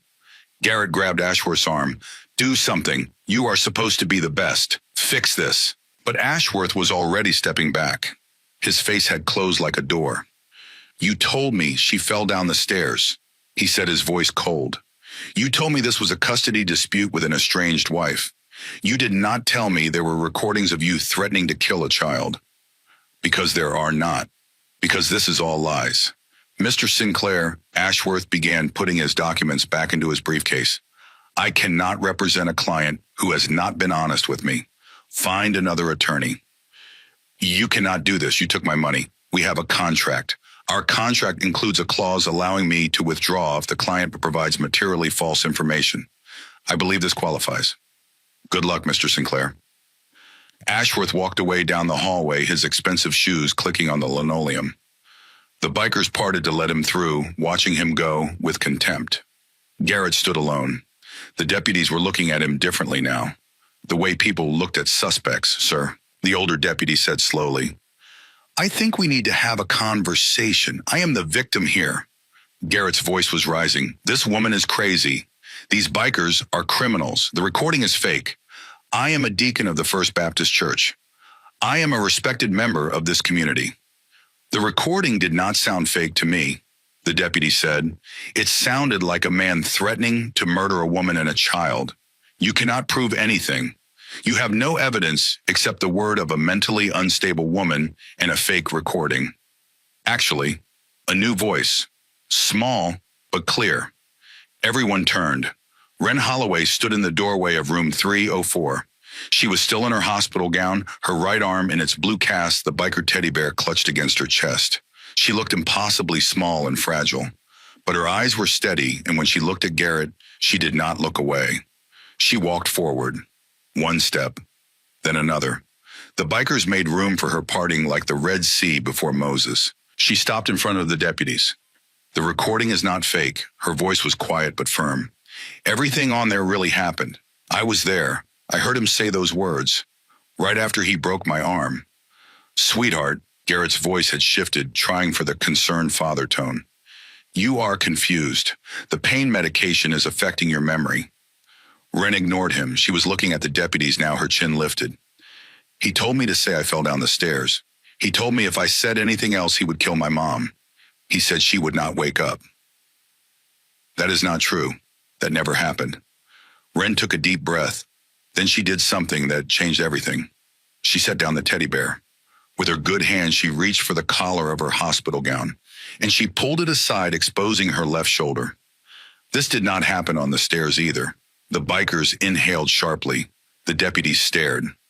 Even Garrett took an involuntary step back. On Wren's shoulder, just below the collarbone, was a pattern of circular scars.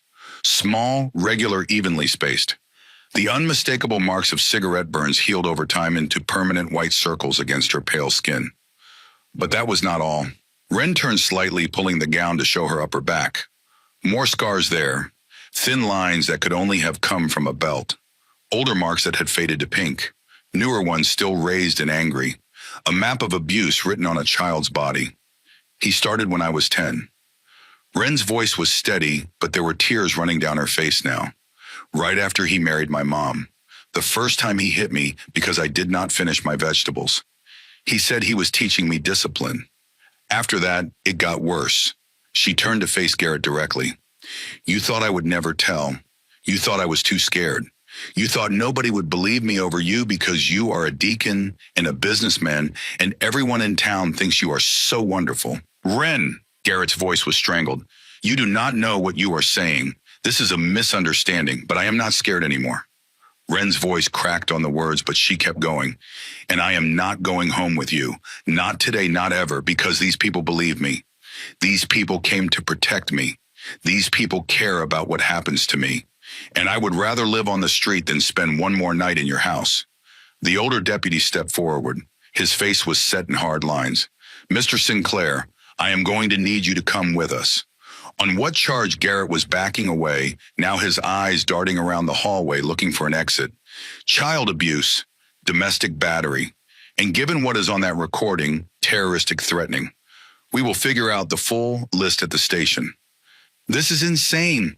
You cannot do this. I have rights. I want my lawyer. Your lawyer just quit, the deputy said. Turn around. Put your hands behind your back. Garrett looked at the wall of bikers, at his wife, at his stepdaughter, at the ruins of his carefully constructed life. Then he ran. He spun and sprinted down the hallway, his expensive shoes slapping against the floor. He made it maybe 10 feet before Goliath stepped into his path. The giant did not hit him. He did not need to. He simply stood there, an immovable obstacle of flesh and leather, and when Garrett tried to dodge around him, a hand the size of a dinner plate closed on his shoulder. Going somewhere, the deputies caught up. Handcuffs clicked around Garrett's wrists. Garrett Sinclair, you are under arrest for child abuse and assault. You have the right to remain silent. Anything you say can and will be used against you in a court of law. Garrett was not silent. He screamed. He cursed. He made threats about lawsuits and ruined careers and political connections. He demanded to speak to Judge Holloway. He demanded to speak to Chief Whitmore. He demanded his rights. Nobody listened. The deputies marched him down the hallway toward the elevator, toward the squad car that waited outside. As they passed, the bikers watched in silence. No one gloated. No one mocked.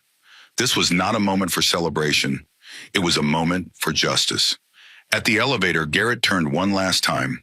His face was twisted with rage and disbelief. This is not over, he screamed at Ren. You think you have won. You have not won anything. I will fight this. I will appeal. I will be out in a week, and then you will see what happens to little girls who do not know their place. The elevator doors closed on his words. For a moment, the hallway was silent. Then Silas walked over to Ren. He moved slowly, giving her space, treating her like the brave soldier she was. You did good, kid. His voice was rough with emotion. That was the hardest thing anyone could do, and you did it anyway. Ren looked up at him. The tears were still falling, but something had changed in her face. The fear that had lived there for 2 years was gone. In its place was something new. Peace, is it really over? Silas nodded. He is going to prison. For a long time. And even when he gets out, he will never be able to come near you again. We will make sure of that. Nadine rushed forward and wrapped her daughter in her arms, careful of the cast, mindful of the broken ribs. Mother and daughter held each other in the middle of that hospital hallway, surrounded by leather-clad bikers who looked away and wiped their eyes and pretended they were not crying. Ruth joined them, putting her arms around both of them. For a long moment, the three of them stood there, a family of survivors bound not by blood, but by shared suffering and shared triumph. Then Silas cleared his throat. All right, boys, show is over. Let us give these ladies some privacy. We have got a clubhouse to clean up and a party to plan. A party? One of the younger bikers asked. When someone beats a monster, we celebrate. That is the rule. Now move out. We have got work to do. The bikers filed out one by one, shaking hands with the nurses and doctors who had helped them, nodding respectfully to Deputy Briggs, who had called for backup to transport Garrett to county lockup. As they left, each one paused at the door to room 304. Each one looked at Ren, who was still wrapped in her mother's arms, and each one gave her a small salute, a gesture of respect from warriors to a fellow warrior. When the last biker had gone, when the hallway was quiet again, Ren finally allowed herself to let go. She cried, then really cried, in a way she had not allowed herself to cry in years. She cried for the father she had lost, for the childhood that had been stolen, for the fear she had lived with every single day, and she cried with relief because it was over. The monster was gone, and she was finally truly free. 2 weeks passed. The legal machinery ground forward with surprising speed, driven by the weight of evidence that had accumulated against Garrett Sinclair. The audio recordings, the medical reports, the photographs of scars that the hospital had documented, the testimony of Ruth Brennan and the medical staff, the statements of neighbors who had noticed things over the years but had never spoken up. Most damning of all was Wren's own testimony given to a child psychologist in a room with soft chairs and gentle lighting. She told the whole story from the first slap to the final shove. She did not cry. She did not flinch. She simply told the truth the way Ruth had taught her, the way the bikers had shown her was possible.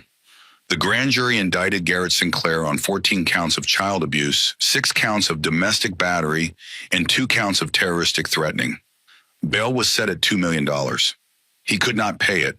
His friends on the city council suddenly could not remember his name. His golf buddies at the country club changed the subject when anyone mentioned him. Judge Holloway, whose signature was on that emergency custody order, quietly recused himself from all related cases and took an early retirement. The pillar of the community had crumbled to dust. But for Wren and Nadine, victory came with its own complications. Garrett had controlled everything: the bank accounts, the mortgage, the car payments. In the eyes of the law, they were entitled to none of it while the criminal case was pending. The house on Maple Street was a crime scene. Their savings were frozen. Their credit cards were canceled. They had nothing. The hospital let them stay in room 304 for a few extra days while they figured out what to do. Ruth brought them food from the cafeteria. Dr. Mercer waived his fees. The nurses collected donations for clothes and toiletries. But it could not last forever. On the morning Wren was officially discharged 2 weeks after the arrival of the bikers, she and Nadine stood in the hospital lobby with their meager belongings packed into 2 plastic bags. Wren's arm was still in its cast, though it would come off in another 4 weeks.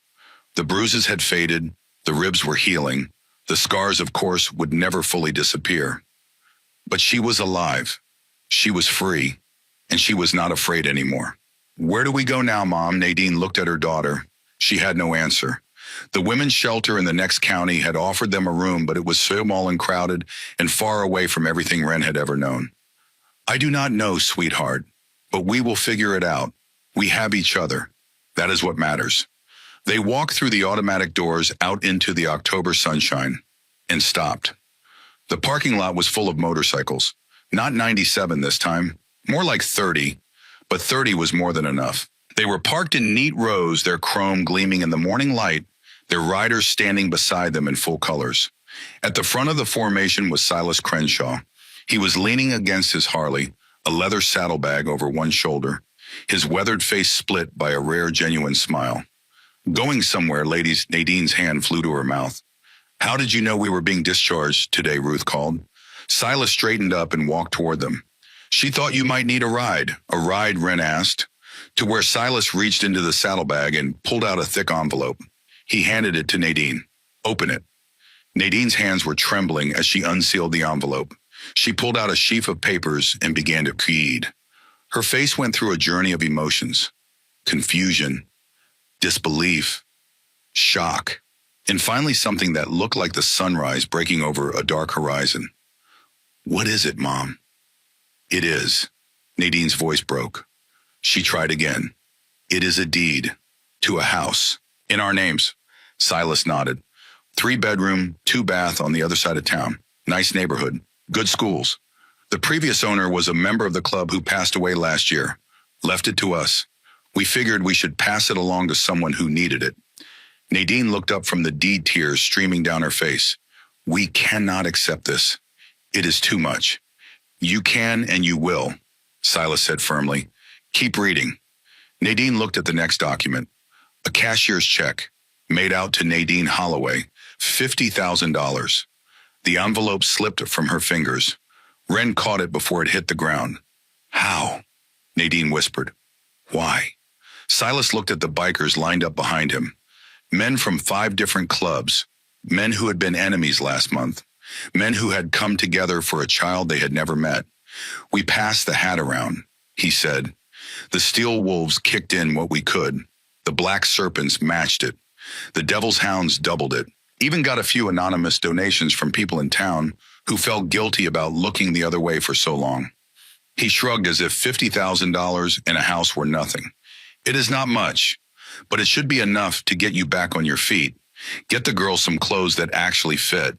Maybe a bicycle or something. What do kids like these days?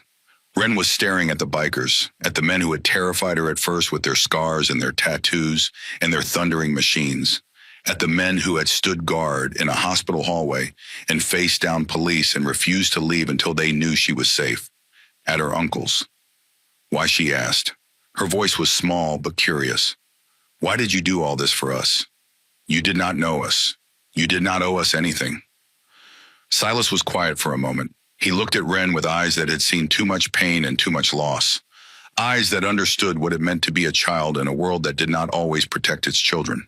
Because 30 years ago, I made a choice, he said slowly. I chose the road over my family. I chose the club over my daughter.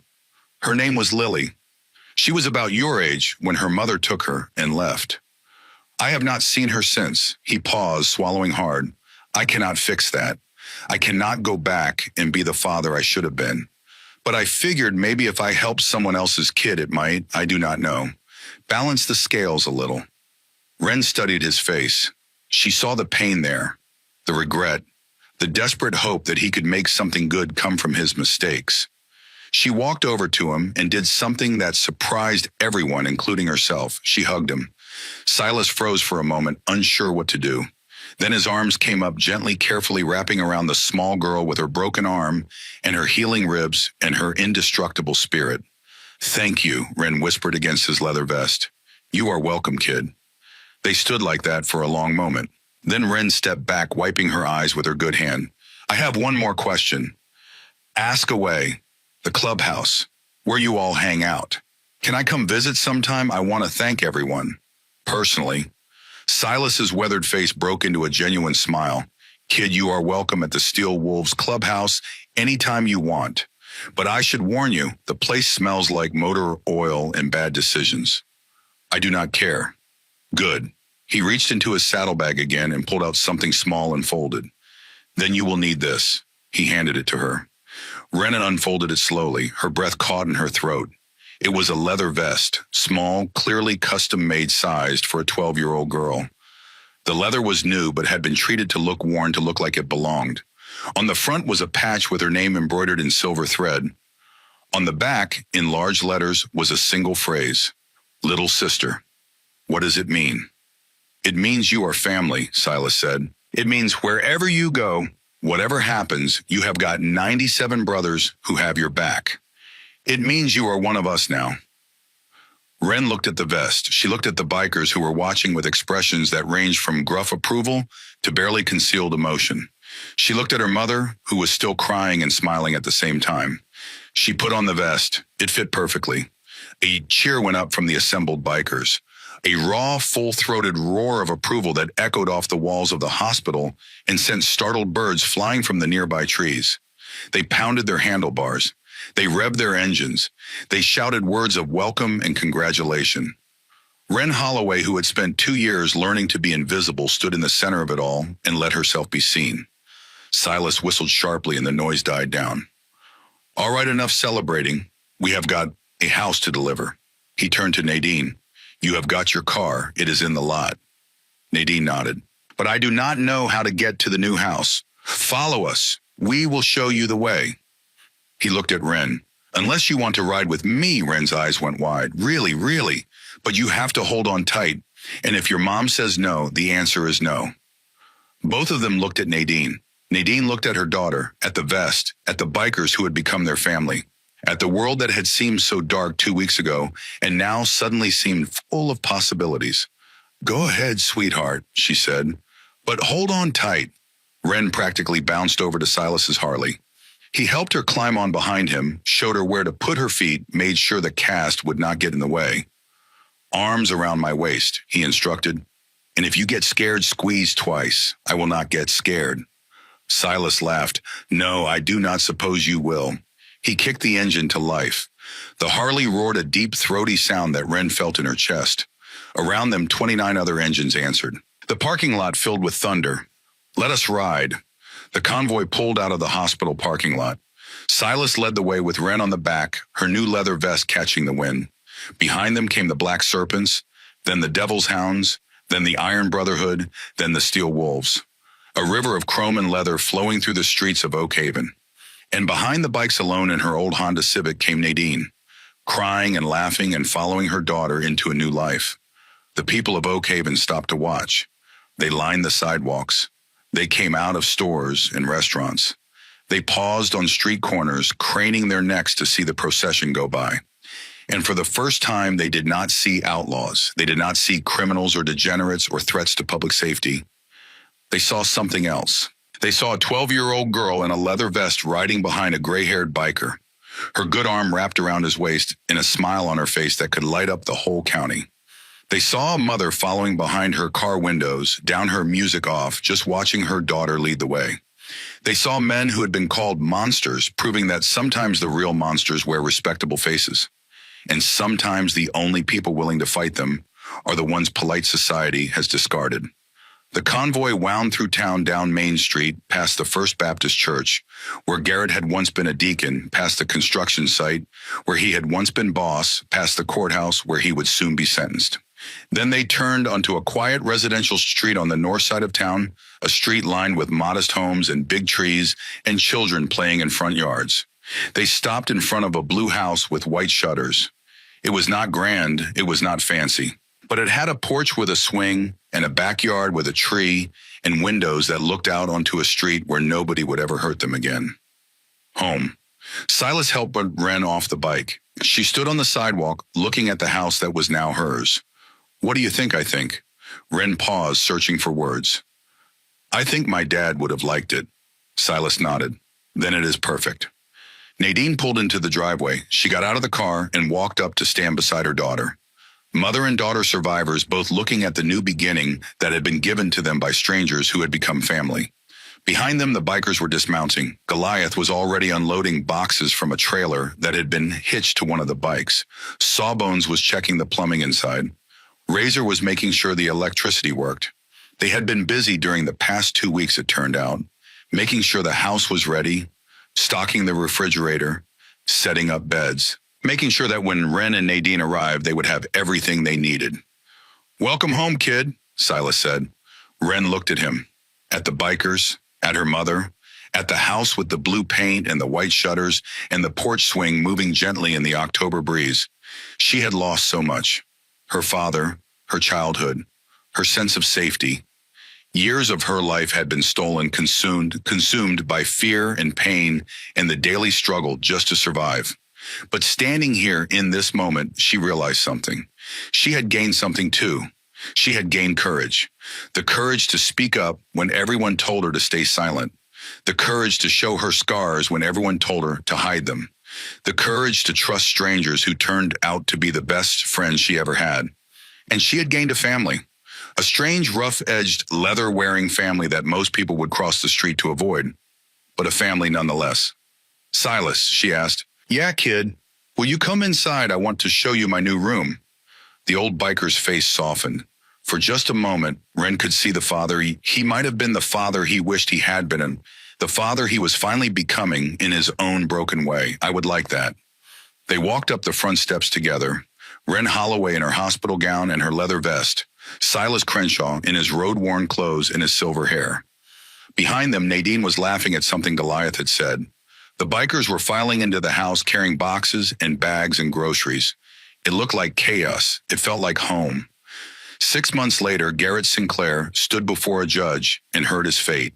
15 years in state prison. No possibility of parole. The judge was not Marcus Holloway. It was a woman from the next county brought in specifically because every judge in Oak Haven had either owed Garrett favors or been afraid of his influence.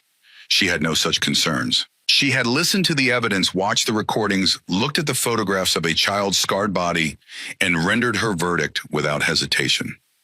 Garrett cried. He begged. He claimed it was all a misunderstanding. He tried one last time to summon the charm that had protected him for so many years. It did not work. When they led him away in chains, he looked out at the gallery. He was looking for Wren, looking for one last chance to intimidate her with his eyes, to remind her what happened to girls who talked. But Wren was not there. She had better things to do. She was at the Steel Wolves clubhouse helping Goliath fix a carburetor on a vintage Indian motorcycle. Her cast had come off a month ago. She was in 7th grade now, a new school where nobody knew her history, where she was just another kid with a shy smile and a surprising knowledge of motorcycle engines. She still had nightmares sometimes. She still flinched at loud noises. She still slept with Knuckles the teddy bear tucked under her arm. But she was healing. Day by day, week by week, she was healing. And she was not alone. Once a month, the Steel Wolves held what they called Little Sister Day. The whole club would gather and Wren would be the guest of honor. They taught her how to play pool. They showed her how to change a tire. They told her stories about the road, about the places they had been, and the things they had seen. They made her laugh until her stomach hurt. They gave her something she had almost forgotten existed. Joy. Nadine remarried eventually. A nice man named Harold who worked at the auto parts store and had never raised his hand to anyone in his life. He was quiet and kind and utterly bewildered by the parade of bikers who showed up at his wedding to give their blessing. But he learned that family was not just about blood. He learned that protectors came in unexpected forms. He learned that a little girl in a leather vest was the bravest person he would ever know. And Silas never did reconnect with his own daughter, Lily. Some wounds were too old and too deep. But every time he saw Wren smile, every time he heard her laugh, every time she ran to greet him at the clubhouse door, he felt something shift inside him. Not redemption. You could not undo the past with good deeds in the present. He knew that, but maybe something close to peace. Maybe the sense that he had finally, at the end of his long and violent life, done something purely good. Years later, when people in Oak Haven told the story of what happened that October, they talked about the 97 bikers who stormed the hospital. They talked about the corrupt deacon who fell from grace. They talked about the mother who found her courage and the lawyer who ran away. But mostly they talked about the girl. The 12-year-old girl who stood up to a monster, who showed her scars to the world, who refused to be silenced, refused to be invisible, refused to disappear into the walls. They called her the little sister of the Steel Wolves. They called her the girl who tamed the bikers. They called her the bravest kid in Oklahoma. But Wren just called herself lucky. Lucky that Ruth was on duty that night. Lucky that Silas answered his phone. Lucky that 97 strangers decided that her life was worth protecting. Lucky that she found her voice on a Tuesday night when the smell of burnt pot roast hung heavy in the air and everything changed forever. She kept the leather vest. She wore it every year on October 15th, the anniversary of the day the bikers came. She wore it when she graduated high school valedictorian of her class. She wore it when she enrolled in nursing school following in Ruth's footsteps. She wore it when she married a young man who treated her like gold and never once raised his voice. And she wore it when she had a daughter of her own, a little girl with brown hair and curious eyes who loved motorcycles and was afraid of nothing. She named her Ruth. And every year on October 15th, she told the story. About the night Mommy was very scared. About the mean man who hurt her. About the brave lady who called for help. About the army of bikers who came to save her. About the old man with the gray hair who gave her a teddy bear named Knuckles and told her she was part of the family now. Is the story true? Little Ruth would ask, eyes wide. Every word. Yeah. And the bikers, are they still out there? Some of them. The ones who are left. And if anyone ever tries to hurt you, baby, you know what will happen, what Wren would smile. The same smile she had learned on that October day, standing in a hospital hallway surrounded by leather and chrome, facing down the monster who had ruled her world. The wolves will come.